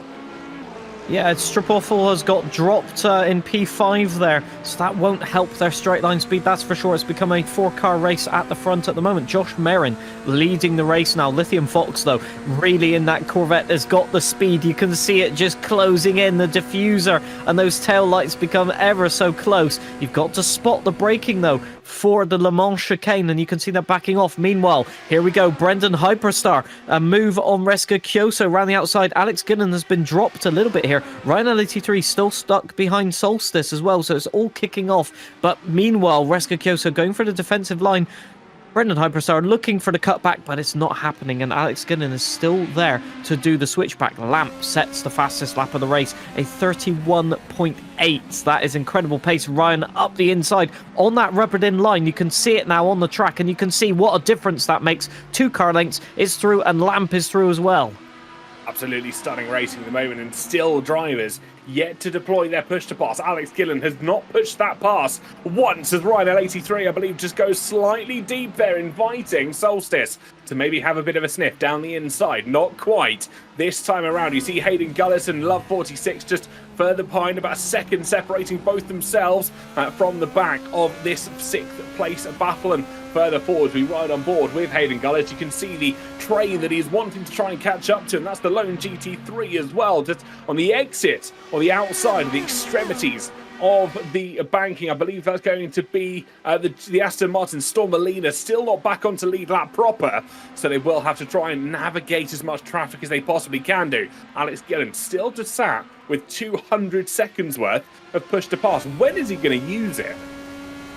Well, I mean, you'd keep it for the end, really. You've still got enough laps where you can just hold that in reserve. Just keep on the pace, really. You know, he's 9/10 of a second behind. It's not too much. Ideally, he wants to be a little bit closer, but with them battling at the front there, I think that's Brendan Hyperstar. It is to the outside once again. A repeat of what happened last time, although Brendan has backed out of it early on this one. Alex storming into that turn 1, nearly onto the grass. That was really aggressive, and I think, ironically, that's actually lost him a little bit of pace there. But realistically, that push to pass, you want to wait until the end. You've got a very long end to the lap on the banking, and you want to be able to deploy that as much as possible in the last few laps to close in and really get those overtakes done. Unless you sense an opportunity, you can use it there, but quite a few people have a lot left in reserve, don't they? They absolutely do, and you can see just to the right-hand side of everybody's names the exact amount of seconds that they still have in terms of push to pass. They're not applicable to the GT3 category, because we follow on here. Ancephalosis still trying to chase down Lift Fox with Josh Merrin, and Smiler Ball just behind. The stunning Mustang of Stroopwafel is clearly visible in the distance as well, but they're all having a good battle. Des getting caught up alongside the Audi of, I believe, who's that? Is that Josh? No, it's not. That's going to be the Audi.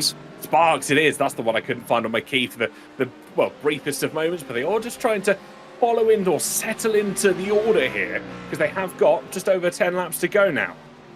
Yeah, it's heating up in GT3. I mean, did it ever cool down, to be fair? That's Josh Merrin challenged by Ancephalosis. In fact, no, Josh Merrin has got passed for P2. That's what that is. And it looks like Lithium Fox is trying to create a little bit of a lead. Oh, Ancephalosis in very, very deep, collecting Josh Merrin, but they've all kept it going in the right direction. That could have gone so badly. Spider-Bowl looking as well to get the move. Again, that Porsche and the Corvette looking extremely racy toward the tail end of this race. That's for sure. Ancephalosis, with that damage repaired on the front, might be a dark horse in this race as well, as once again we're seeing that Lamborghini just fall to the wayside in straight line speed, it looks like.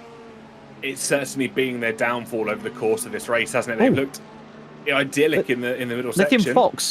Lithium Fox was really slow. Sorry to interrupt you, TK. I think Lithium Fox just messed up the entry to the chicane. They're getting overtaken by Ancephalosis, and Josh Merrin has got past already.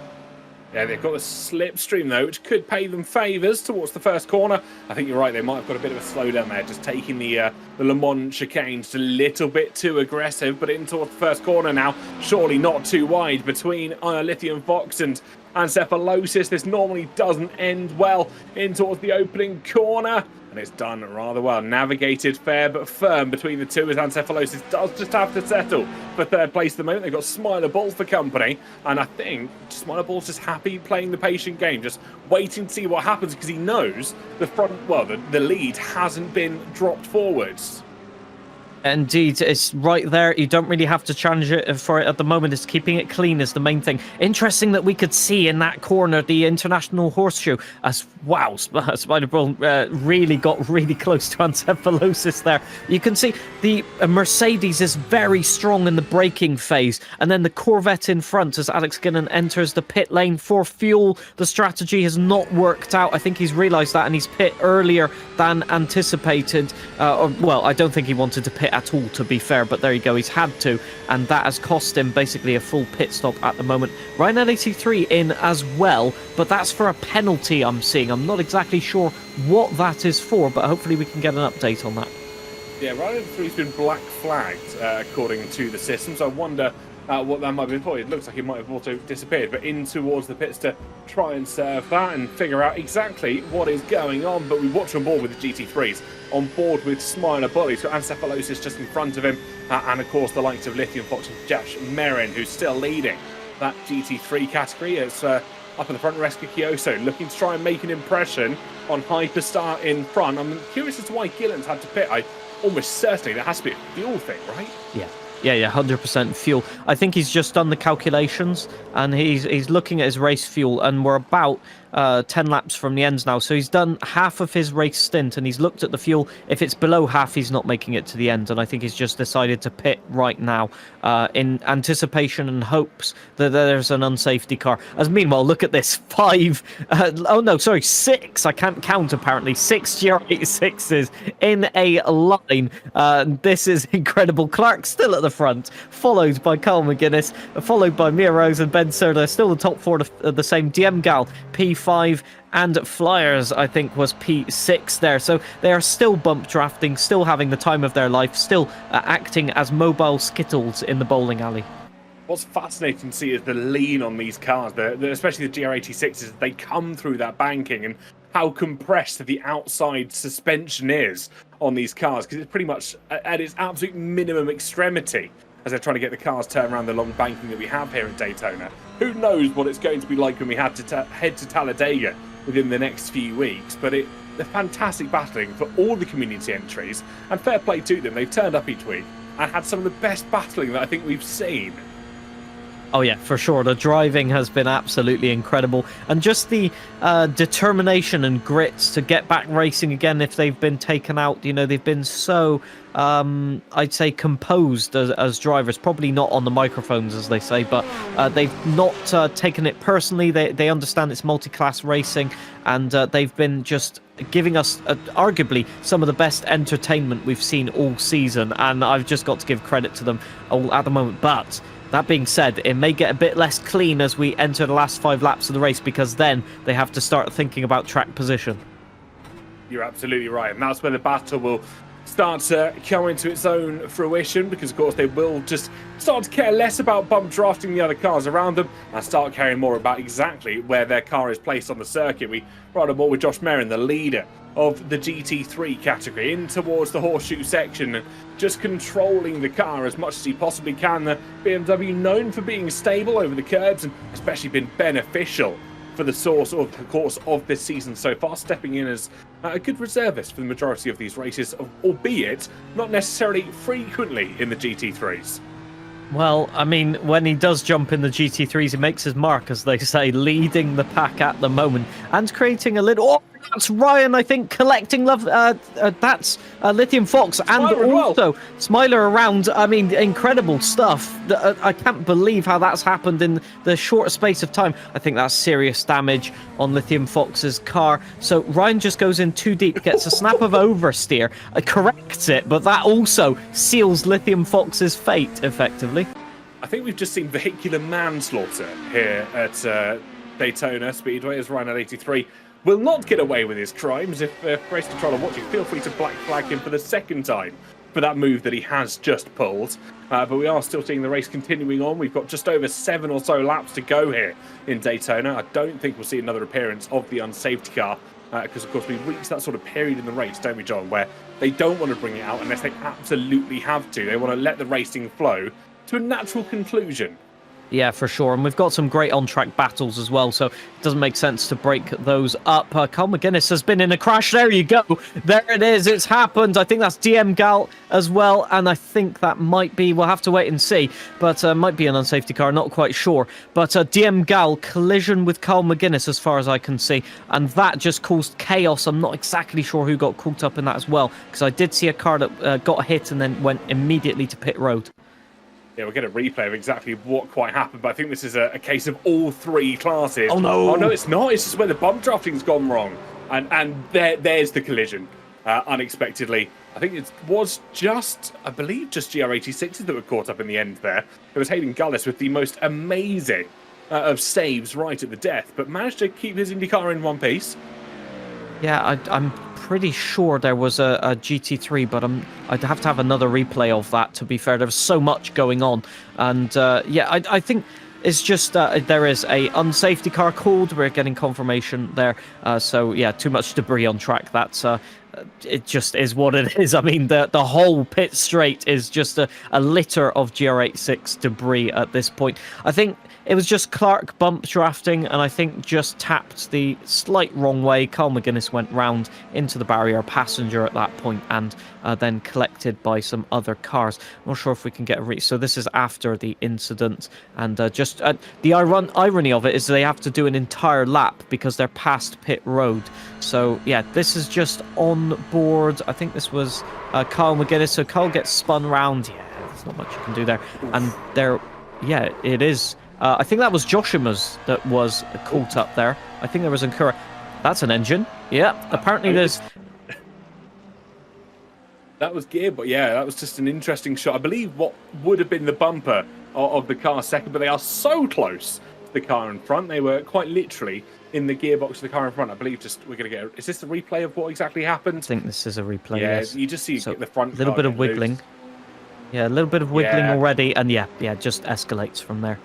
And it wasn't. No, it was a GR86. Joshima's there, round the outside, so close. And you can see Reska Kyoso going, oh, where do I go? Help. It is that panic moment for half a second, isn't it? Where you just don't quite know which way you want to try and send the car to avoid any damage. Because if you can avoid a pit stop at this stage of the race, you absolutely will avoid a pit stop at this stage of the race, because that is the key factor to keeping track position. Now, one point that I want to bring up, we've got, what is this, 5 laps to go at the moment, minus any safety car laps that we are proceeding to do. Let's look at the push-to-pass status for the Indy cars at the moment, because there is still a couple of drivers, or at least one driver, that still hasn't used any, and he's running out of at least minutes worth of racing action, because when we get to lap 53, we'll have just over 3 minutes worth of racing to do, and that's if he wants to keep it on the entire time for those 3 laps, which you pretty much don't want to do.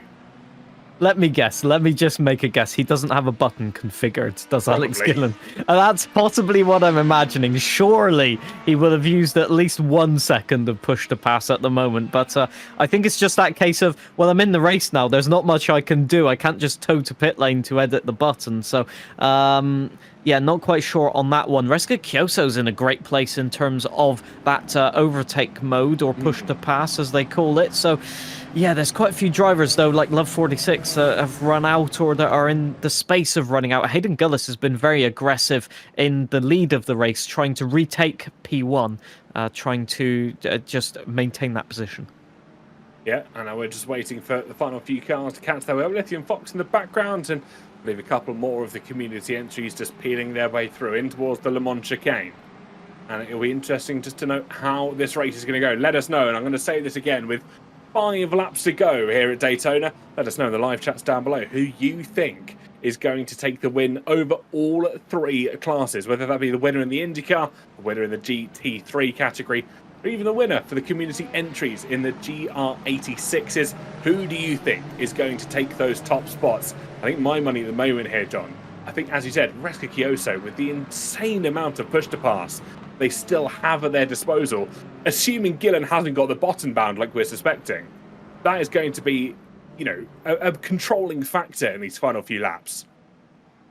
Yeah, you can go multiple directions with this. I think Brendan Hyperstar is the best placed at the moment because he's very good in defense. Reska Kyoso will have to use most of that push to pass to overtake. So that's a different tire choice, by the way, as well. Reska Kyoso on the softer compound, so they'll have to make that move stick immediately, as I think that's Love 46 in the pit lane. Indeed, as you got Ryan just coasting up to the back of the pack as well to rejoin. That will put him in 7th place once Love 46 does their pit stop. Or are they just doing a drive-through penalty? I'm not quite sure. We'll have to wait and see. But in any case, I think Ryan has nothing to lose. So I think also he's a dark horse in this one, that he does have the ultimate pace here and he could get some moves done. Certainly will do. Safety car and race control letting us know the safety car will be in this lap. And I am being told with some undoubted confidence that this time, not only will the safety car be in for the final time, but they will clear the barrier. Apparently they've found some scheme, or they found some schematics as to how to clear it. They've done some mathematics, consulted with some scientists, and found the absolute perfect attack angle to get themselves over this chain fence barrier. As we do watch the unsafety car peeling its way around for the final time, it will be moments until the other one, the ramp and the prop, comes into play. You know, this is one of the few racetracks that we go to that didn't start their life as an airfield. So I'm just asking the question to the unsafety cars. Did they get flight clearance for this procedure before starting? Because they might need it if their plans work out. It's a daring one, that's for sure. But last time I thought they invented a new type of car. They called it an airplane or an air car. Didn't work out that then, and I'm sure it won't work out now. But we'll have to wait and see. They've looked over their plans. They're going to do something different. Who knows? They've checked the calculations. They've run it through the supercomputer. Unfortunately, all they could afford was a Nokia 3310. So they've done the best and made the best out of a bad situation. But who knows? The phones are bulletproof. Maybe the maths will be that is provided to them as well. They run round the banking down towards the Le Mans chicane. I've understood. Yes, they're going to use the Nokia, throw it at the wall, destroy the wall, and go through the wall that way. Yes, brilliant, genius. Great minds think alike, and for the unsafety car team, they sometimes have interesting theories, but that one sounds like a very solid plan. The speed now starting to ramp up through the Le Mans chicane and not paying much attention to the corner as it's traditionally meant to be taken, but that is not going to concern themselves at the moment. The beautiful face of Ben Daly rocketing that car forwards, and do we see the ramp in the distance? We do. Is this going to be the opportunity? Up and over, not this time, and both unsafety cars getting a face full of chain fencing. Nearly both of them cleared it, but just at the final point, it clipped the fencing and just tumbled back into the track. So close, 9.999 out of 10, but there you go. Lamp has already decided, right, unsafety cars, I'm going to use the distraction to absolutely rock it, and you can see that push to pass. Look at those arrows. Everyone with the arrows is currently deploying the extra speed, the extra power, and you can see that difference on the restart. Yeah, this is going to be a critical moment. Alex Gillen still not using any of his. Drops down to 5th place as Solstice there getting the better of Ryan at 83, or at least wanting to. I don't think they've passed through the checkered flag yet, so unable to overtake, but in towards the first corner. Brendan Hyperstar, a master on the ovals, still learning how to run through the infield, but at the moment, challenging Lamp for everything they're worth.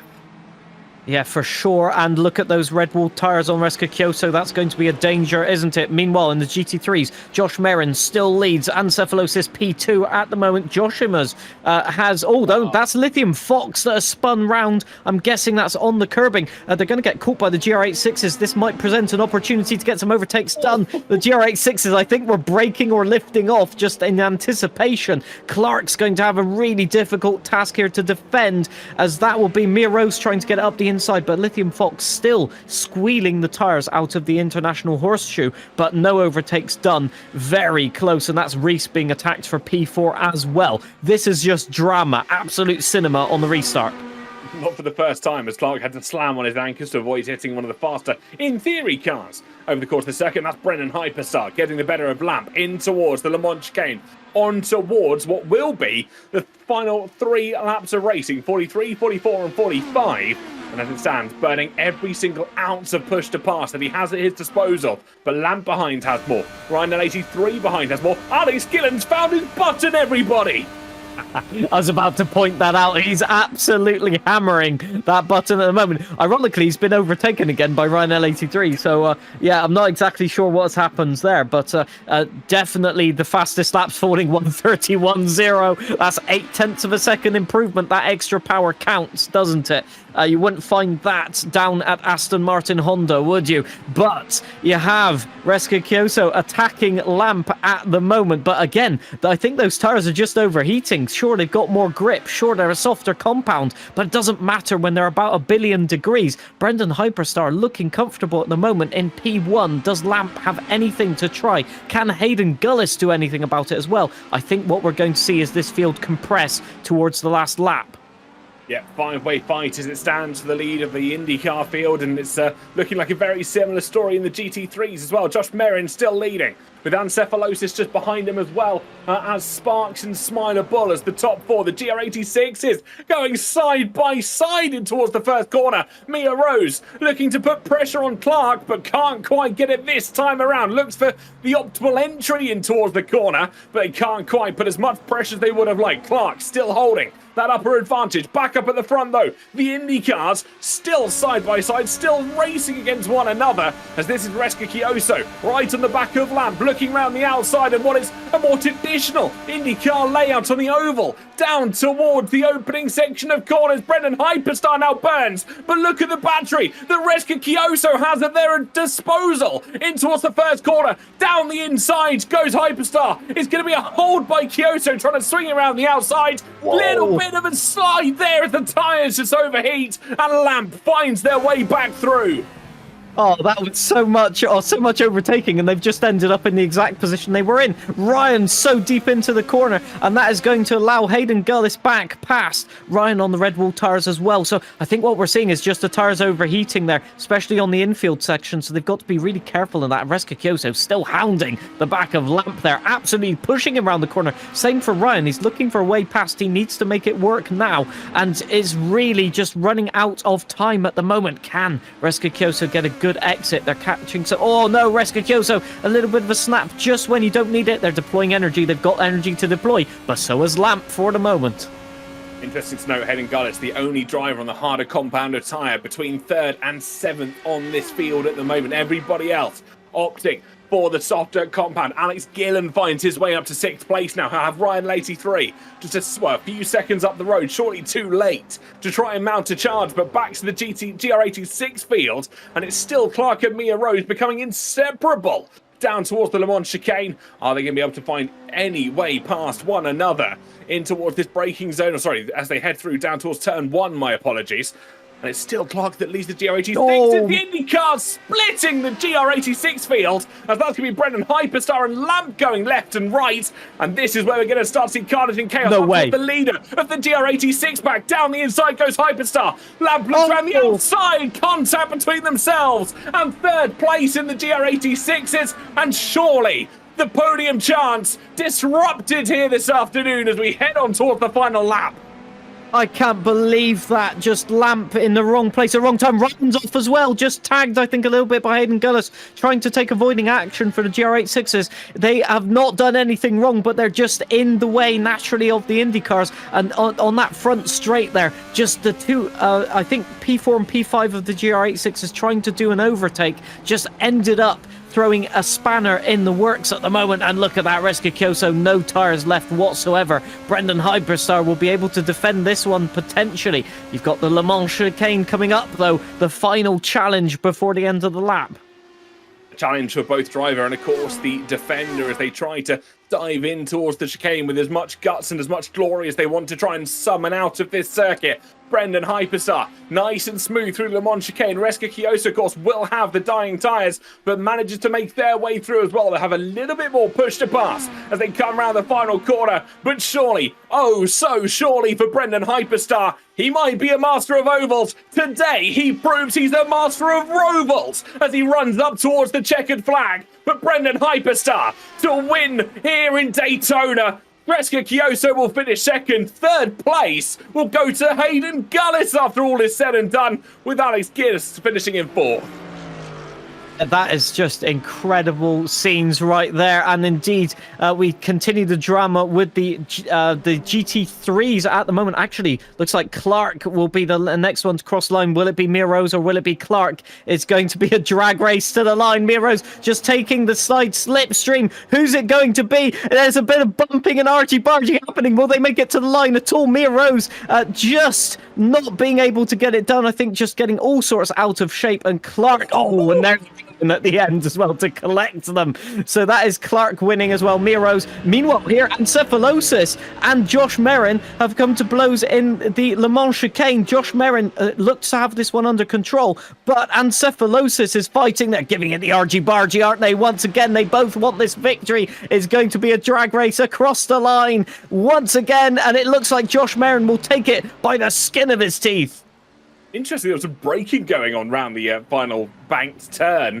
Not quite sure what's happened to Josh Merrin. Apparently got a penalty there right at the end, so whether that'll make any impact to the race, we'll wait and find out. But Encephalosis taking the challenge right until the final moment, just 17 thousandths of a second, separating both himself and Josh Merrin up at the front. And oh my goodness, Des with a pile driver to finish off, and that was Lithium Fox as well, just sending it towards the opening corner. That Lamborghini seems to have good straight line speed. I don't know what he was talking about. Well, maybe when you compare it to a static object, I suppose, compared to everything else they've been flying past. But what a race it's been for Brendan Hyperstar. And we said this earlier, one of the fastest drivers on the grid in an oval. He's done it again in a roval, hasn't he? Indeed, he has. And just looking at the leaderboard there, Josh Merrin has been demoted down with that penalty. So Encephalosis wins, Sparks P2 and Smilerbro P3 as we get the winning donuts from Brendan Hyperstar just up to the finish line. That is just an incredible scenes right there. What can stop this man at the moment? He has been just the master of consistency and, well, in this entire championship, to be fair. He has, and it's been a controlling force from start to finish. And Brendan, if you're watching, don't lean over your wheel until you fully get out of the sim. If you know, you know. But again, what a victory for himself. Reski Kyoso finishes second, as we alluded to earlier. Hayden Gullis, what a result for him to finish on the podium after what was a stellar finishing drive. And the complete results here for the Indy cars. As we mentioned, the top three. Gillen finishing in fourth place. Love 46 finishes in fifth, making it a 5-4-6 if you include her race number. Solstice finishes in sixth place with Ryan L83 in seventh. Lamp couldn't quite shine the light on his abilities here this afternoon as he finishes eighth. Yeah, it's definitely not the usual order in the IndyCars, but in the GT3s, it is Encephalosis then that wins via that penalty for Josh Merrin. Sparks P2, Smilerbro P3, I think, as I previously mentioned. So Joshima's just missing out on the podium in P4. Chesnoid Gaming, after spending basically the majority of the race without a front end, finishes P5, just easy peasy lemon squeezy. Stroop Waffle P6 with that really fishtailing Ford Mustang today, so unfortunate for him. Lithium Fox really getting involved in the wars, getting taken out by Ryan L83, sadly, so P7. Josh Merrin with the penalty, and it's Des TV, I think, with the penalty as well, P8 and P9, with Storm Molina finishing laps down, basically spending the entire race in attack mode and not worrying about the safety cars, just breezing by them. Yeah, basically trying to play catch up, and the name was Molina, Storm Molina, but unfortunately it couldn't be for 007 here this afternoon. And then your community entries in the GR86s, with Clark winning by a hair's width by 151 thousandths of a second. Diam Gal takes home third place with Reese in fourth. Flyer X will finish in fifth with Carl McGuinness in sixth place. Asoy finishes seventh, and Ben Kerder, who raced oh so vigilantly in the cross car just a few weeks ago, couldn't quite bring out the performance here this afternoon. He'll finish eighth and a lap down. But that was your complete grid order. That was your complete finishing order after Daytona. What a race we have just seen. Thrilling, I think you'll say, John, from start to finish. Oh, yeah, for sure, for sure. I mean, I haven't seen spectacle like that in a long, long time. A wonderful race. I think, though, I'm getting word in my ear, we have some interviews with, first of all, Mr. Hayden Gullis. What does it feel like to be back on the podium? It feels great. My first podium in this series, I think. I don't think I've been on the podium before. Unless your stats have marked me down as a liar. Definitely not. No. Don't think so. And I thought again it was going to be another one of those races where it gets away from me, that I'm doing okay-ish all of a sudden. and then I bottle it. But it came to me in the end this time. I think I equated it with your Formula One stats. That's what I was doing there. Yeah. Been on a long time on the podium. That's fine. There's a lot in that F1 stats. Yeah. we saw you basically leading the race for quite a while in there. So the pace was okay. How was it feeling, really? Yeah, I mean, Daytona is one of those tracks that I didn't do any laps in the IndyCar loading in. I literally jumped in and it was time to grid up. But I did do the 24-hour race here a couple of months ago all by myself. So, like, this race is ingrained in my mind. I go to sleep and I can still see this circuit. I'm hearing my engineer just go clear, like, all the time. It gives me nightmares. It wakes me up. But in terms of circuit, like, it was a case of just adapting slightly. The first lap, I think I might have caught out Alex by braking a little bit too early. And even then, throughout the whole race, I was still maybe braking slightly too early compared to some of the really fast guys. But keeping it clean. You keep it clean, you get rewarded. And I feel like I did that quite well in the early stages. And that was probably what caused me to lead the race for a considerable amount of time. And then got lucky at the end, I think, with the safety car. Yeah, I'll be honest, we were talking to the unsafety car team right when that final one came out. They didn't want to call it. Right in the initial, they thought there was less laps left than there was. But of course, I think after reviewing the footage, it was almost certainly determined to require one calling out. I just want to, like, is it quite warm in your remain? You're looking rather red. I'm just, I'm elated with the podium. I think I had to rush quickly because I didn't stream, I didn't jump on or record anything. So I was like, I'm on the podium, I might as well jump on, get the picture on. So rush around, get the camera. Get the pit loaded for you guys to see me. But it was good fun, a really fun race. I'm glad that safety car came out, but I was interested to see what would happen if the race played out. But I don't know if you caught the action at the end with the GR86s kind of determining me getting on the podium. But that was one hell of a battle with me and Ryan, and neither one of us was giving an inch there at the end. Both of us really wanted it, even when we flew over the grass section to avoid the chaos. But it was really enjoyable race. No, it certainly looked it. It was enjoyable from the commentary box as well. I mean, I think we can expect the same sort of on-track action from Sebring, but we've got a lot of fast venues as well coming up. So was this like a preparation for the chaos? I mean, you always prepare for the chaos in this series, like with the GR86s being started. I got caught out by it down at turn 2, turn 3, in a side-by-side. I think it was with Reska. And unfortunately, I was just on the wrong line at the wrong time. And that's just the way that it works. Traffic giveth, traffic taketh away. Got it in the end. And I certainly did that today. And that's just the joy of this series. I think Fuji was the only one that was a bit of a dud this season because it was so wide and it was so easy to get past the slow-moving traffic. But around here, even though you had those sections, you had those flat-out sections, you still had moments in the infield section, in the bus stop chicane, where you had to get it right. You had to either lift if you were not going to make it, or you had to absolutely send it up the inside and hope and pray that they're going to see you coming, but you've also calculated it right on the brakes. And I think that's just the joy of this series, is that you have your own race. You got to work through the traffic. You've got to keep your wits about you. But there's also that hope that anything can happen. You could be myself where I crashed, and Alex who made a mistake at some point. Ryan had a crash. And then you can get back into the race and there is still a hope for you. There's a reason to carry on. That's what makes it, I think, so enjoyable. Absolutely fantastic. Hayden, again, just a massive congratulations on the podium. First of the iRacing series, and I'm sure probably not the last time we're going to see you on the podium, whether people celebrate that or feel some commiserations to it. As our producer whispered something in our ear that I probably can't repeat on stream. No, just wishing Hayden the worst in this race. But Hayden, pleasure to see you.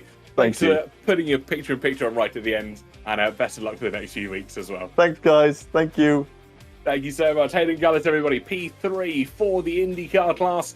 We move from P3 up to our race winner. We are going to speak to the wonderful Brendan Hyperstar after what was yet again a fantastic victory at a semi-oval circuit. Brendan, of course, one of the masters at an oval circuit. But before we maybe get in board with the celebrations, can you talk us through that moment where you maybe were upside down for a few minutes? Yeah, I was just thinking, I'm trying to think of any other crash where I've flown just as long and just as far, and I can't think of one. Unfortunately, I think the only way to avoid that accident was just to lift, but I didn't want to lift. And like a Toyota moved up, right? But as an IndyCar and like the way the series is, it'd be completely unreasonable on my part to somehow think it was someone's fault other than me. But yeah, that was a pretty crazy moment. We stuck the landing too. Unfortunately, the car's meat fault, so we had to tow, but we stuck the landing. Any landing you can walk away from, right? Yeah, exactly. Sure. Yeah. From what we saw in the replay, you had about a millisecond to respond to the Toyota moving across. So I don't think anybody was at fault for that one, just a racing incident, to be fair. But to be fair, I mean, the IndyCar can fly, apparently, which is new info for us in the comms box. But in terms of your consistency, I mean, what do we have to do? Do we have to give you like ballast or some sort of ungodly brake burst to nerf your consistency? Might get maybe like a bounty at this point or something, right? Like $50 to whoever can beat me. So yeah, we've done pretty well. Yeah, we've done really well. I knew this was a really challenging race. I think again, there's a couple times I thought like we may not have it.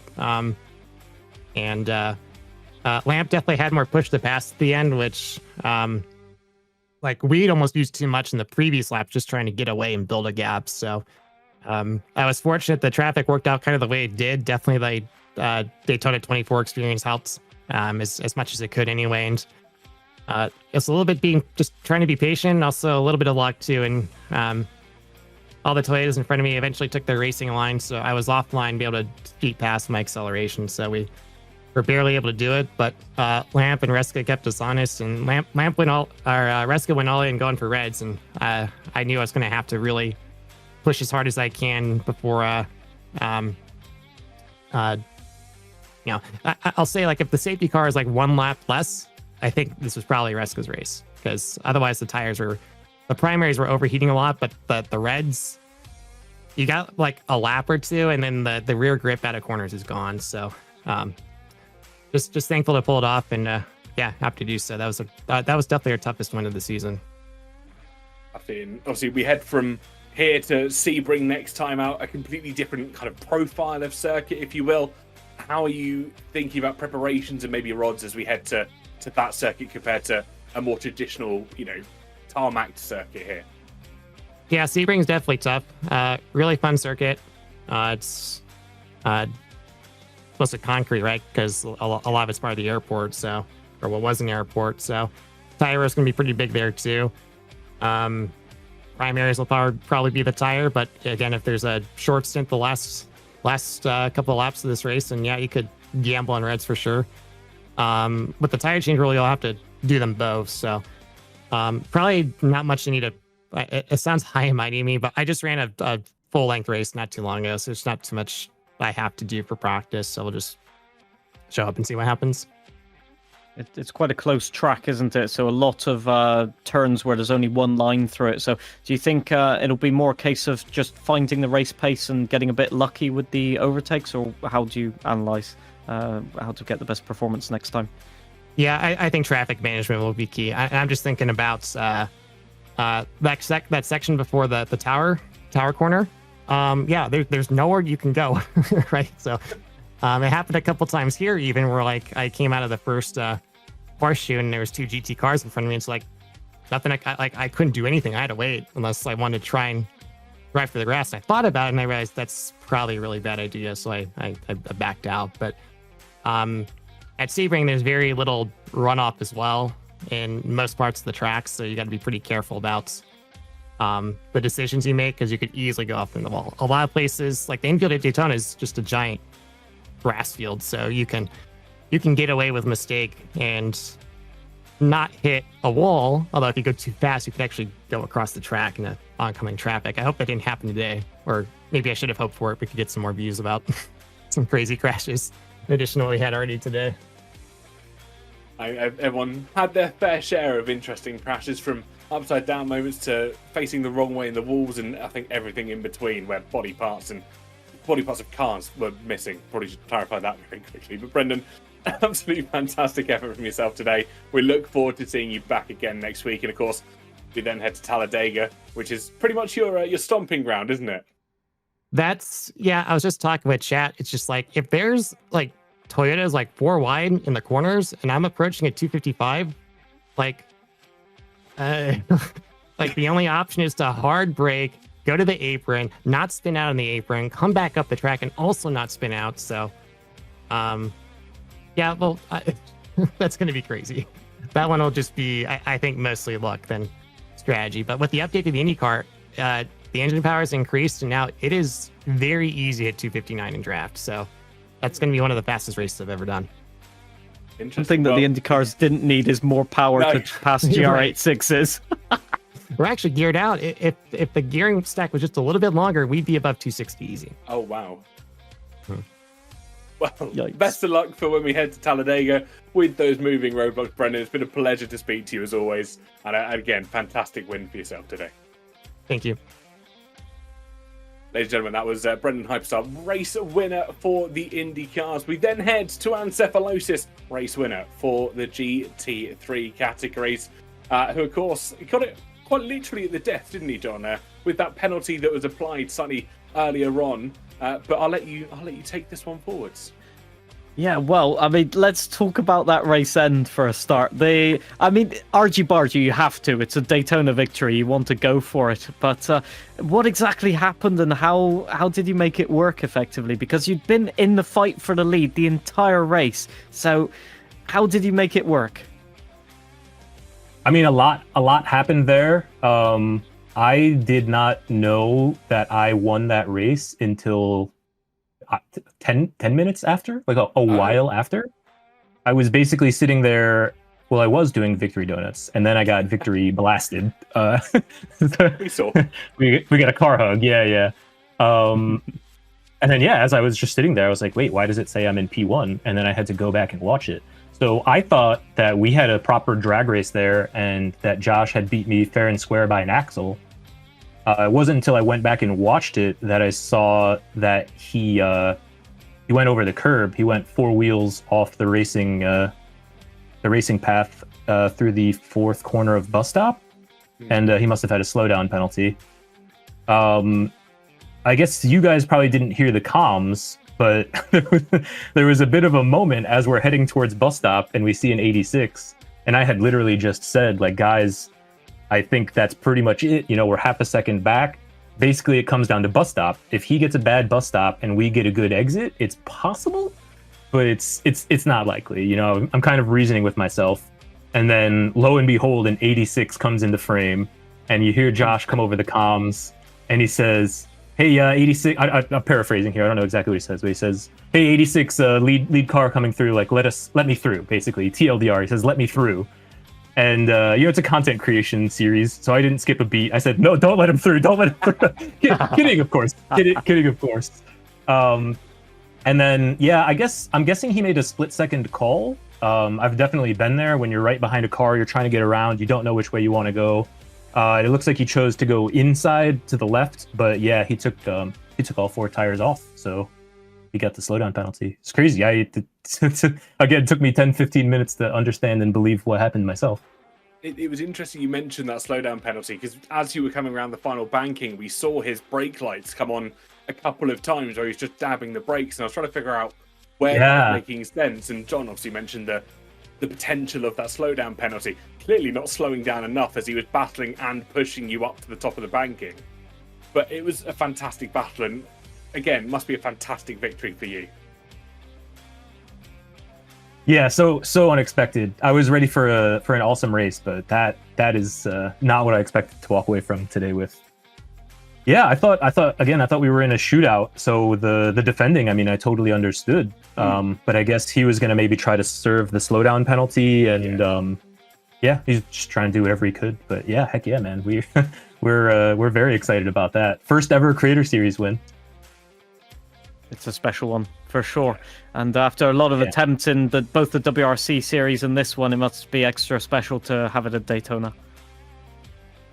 Oh yeah, on a great track too. Again, so unexpected. I'm ecstatic. Congratulations to Aiden Pohl. Thank you for not being here, brother. Huge congratulations to Aiden Pohl. Are you saying you want to inherit his ballast? That's what it's sounding like. No. No, they're asking if I want a 75 kilogram I've got a replay weight of added what to my car. happened.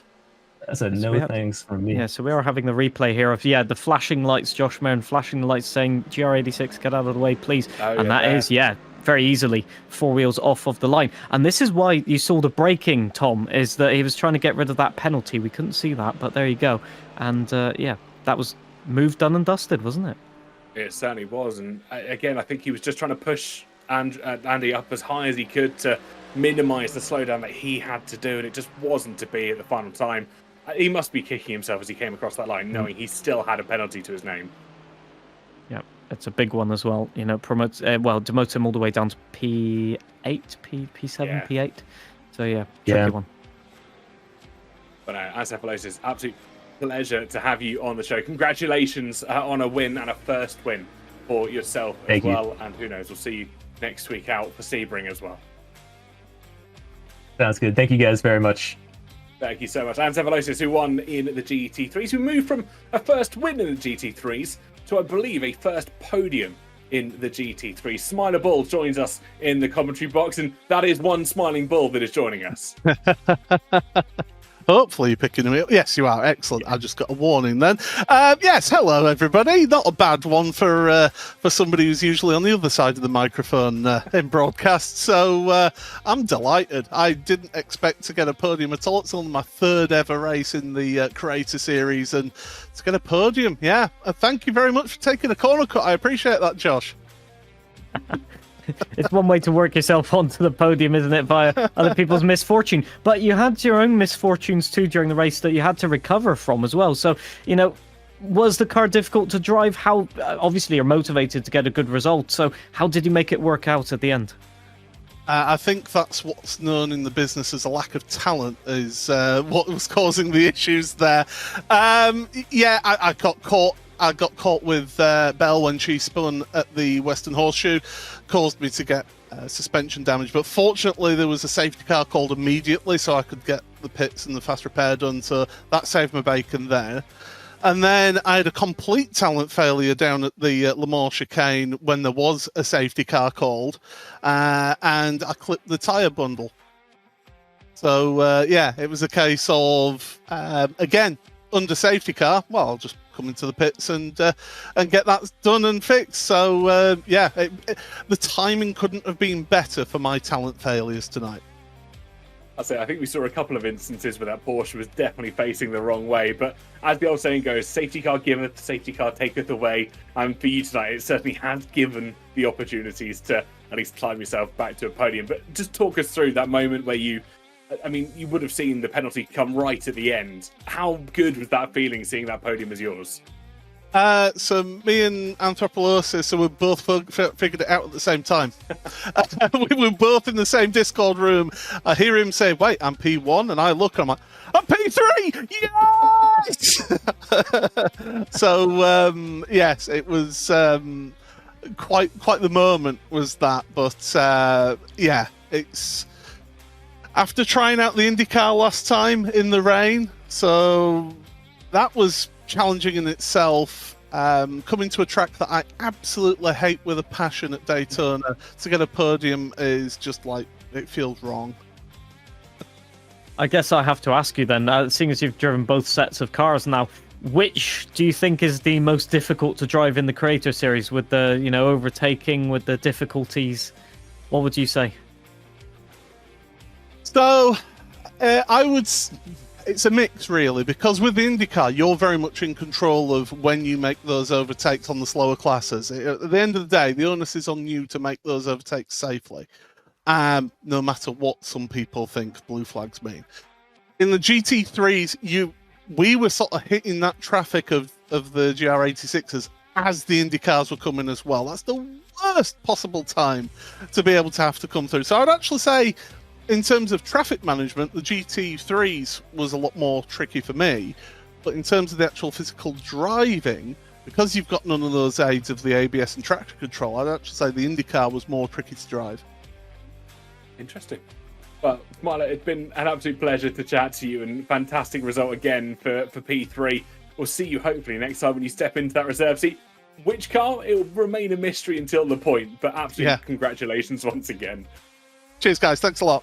Thank you so much. We'll see you soon. Spoiler ball, everybody. P3 for the GT3 class. And let's throw it over to our championship standings. It's Reska Kyoso and Encephalosis that top the team standings, with Brendan Hyperstar and Chesnoy just 10 points behind them. PoleNoodle.sim is on 160 points, with Hayden Gullis and Swelio in fourth with 158, just 2 points back from PoleNoodle.sim. That's a fun one to say out loud. Aerotech and Storm Molina are in fifth with 146 points. 83 Problems But a Corner Ain't One stands in sixth place, with seventh being occupied by Sparks by Designs by the Way. Alex Gillen and Stroop Waffle line up in 8th place, with Love 46 and Joshimus in 9th with 129 and 121 points between them respectively. And then down in 10th place, well, rather unfortunately, Family Friendly Fun Friends Forever with 111 to their name. Glad you were pronouncing that last one, because that is an incredible name to pronounce. I think what we've seen there in the standings is two teams that have had both drivers in there that have gained a lead now in the championship. And then you've got the teams with Aidan Pole not being here and Suelio Almeida not being here as well. That's created a bit of a points difference. They were very, very close. I think within 15 points, or was it 10 points beforehand? So a bit of a gap being created, but as we know, things can change very, very quickly here. It certainly can do indeed. Unfortunately, with all good things, they must come to an end. And our time here for round 6 of the iRacing Creator Series, unfortunately, has reached its end point. But John, where can the lovely people at home check you out if they want to do so just a little bit more? Well, they can find me, first of all, popping to the shops to get some popcorn for next week. Tune in for that one. You can find me normally everything on social media at Is Amusing, and you can find me wrapped around a tree as usual. Seems to be a common theme, skill issue, as they say. What about you, Mr. Tom? You can check me out on social media at They Call Me TK on pretty much every single platform. Above our heads are the addresses for the Creator Series socials at Creator Series GG on Instagram, Twitter, YouTube, Twitch. Probably LinkedIn as well, but I don't know that for sure. Check out our producer behind the scenes as well, Gareth Allen TV. He's a legend. Go give him a lot of love as well, and I know he hates us saying it. But until we see you next time, next Thursday, no, in 2 weeks Thursday, Custom Action at Sebring, I think. We'll see you soon. Pretty sure. From all of us here, good night, God bless.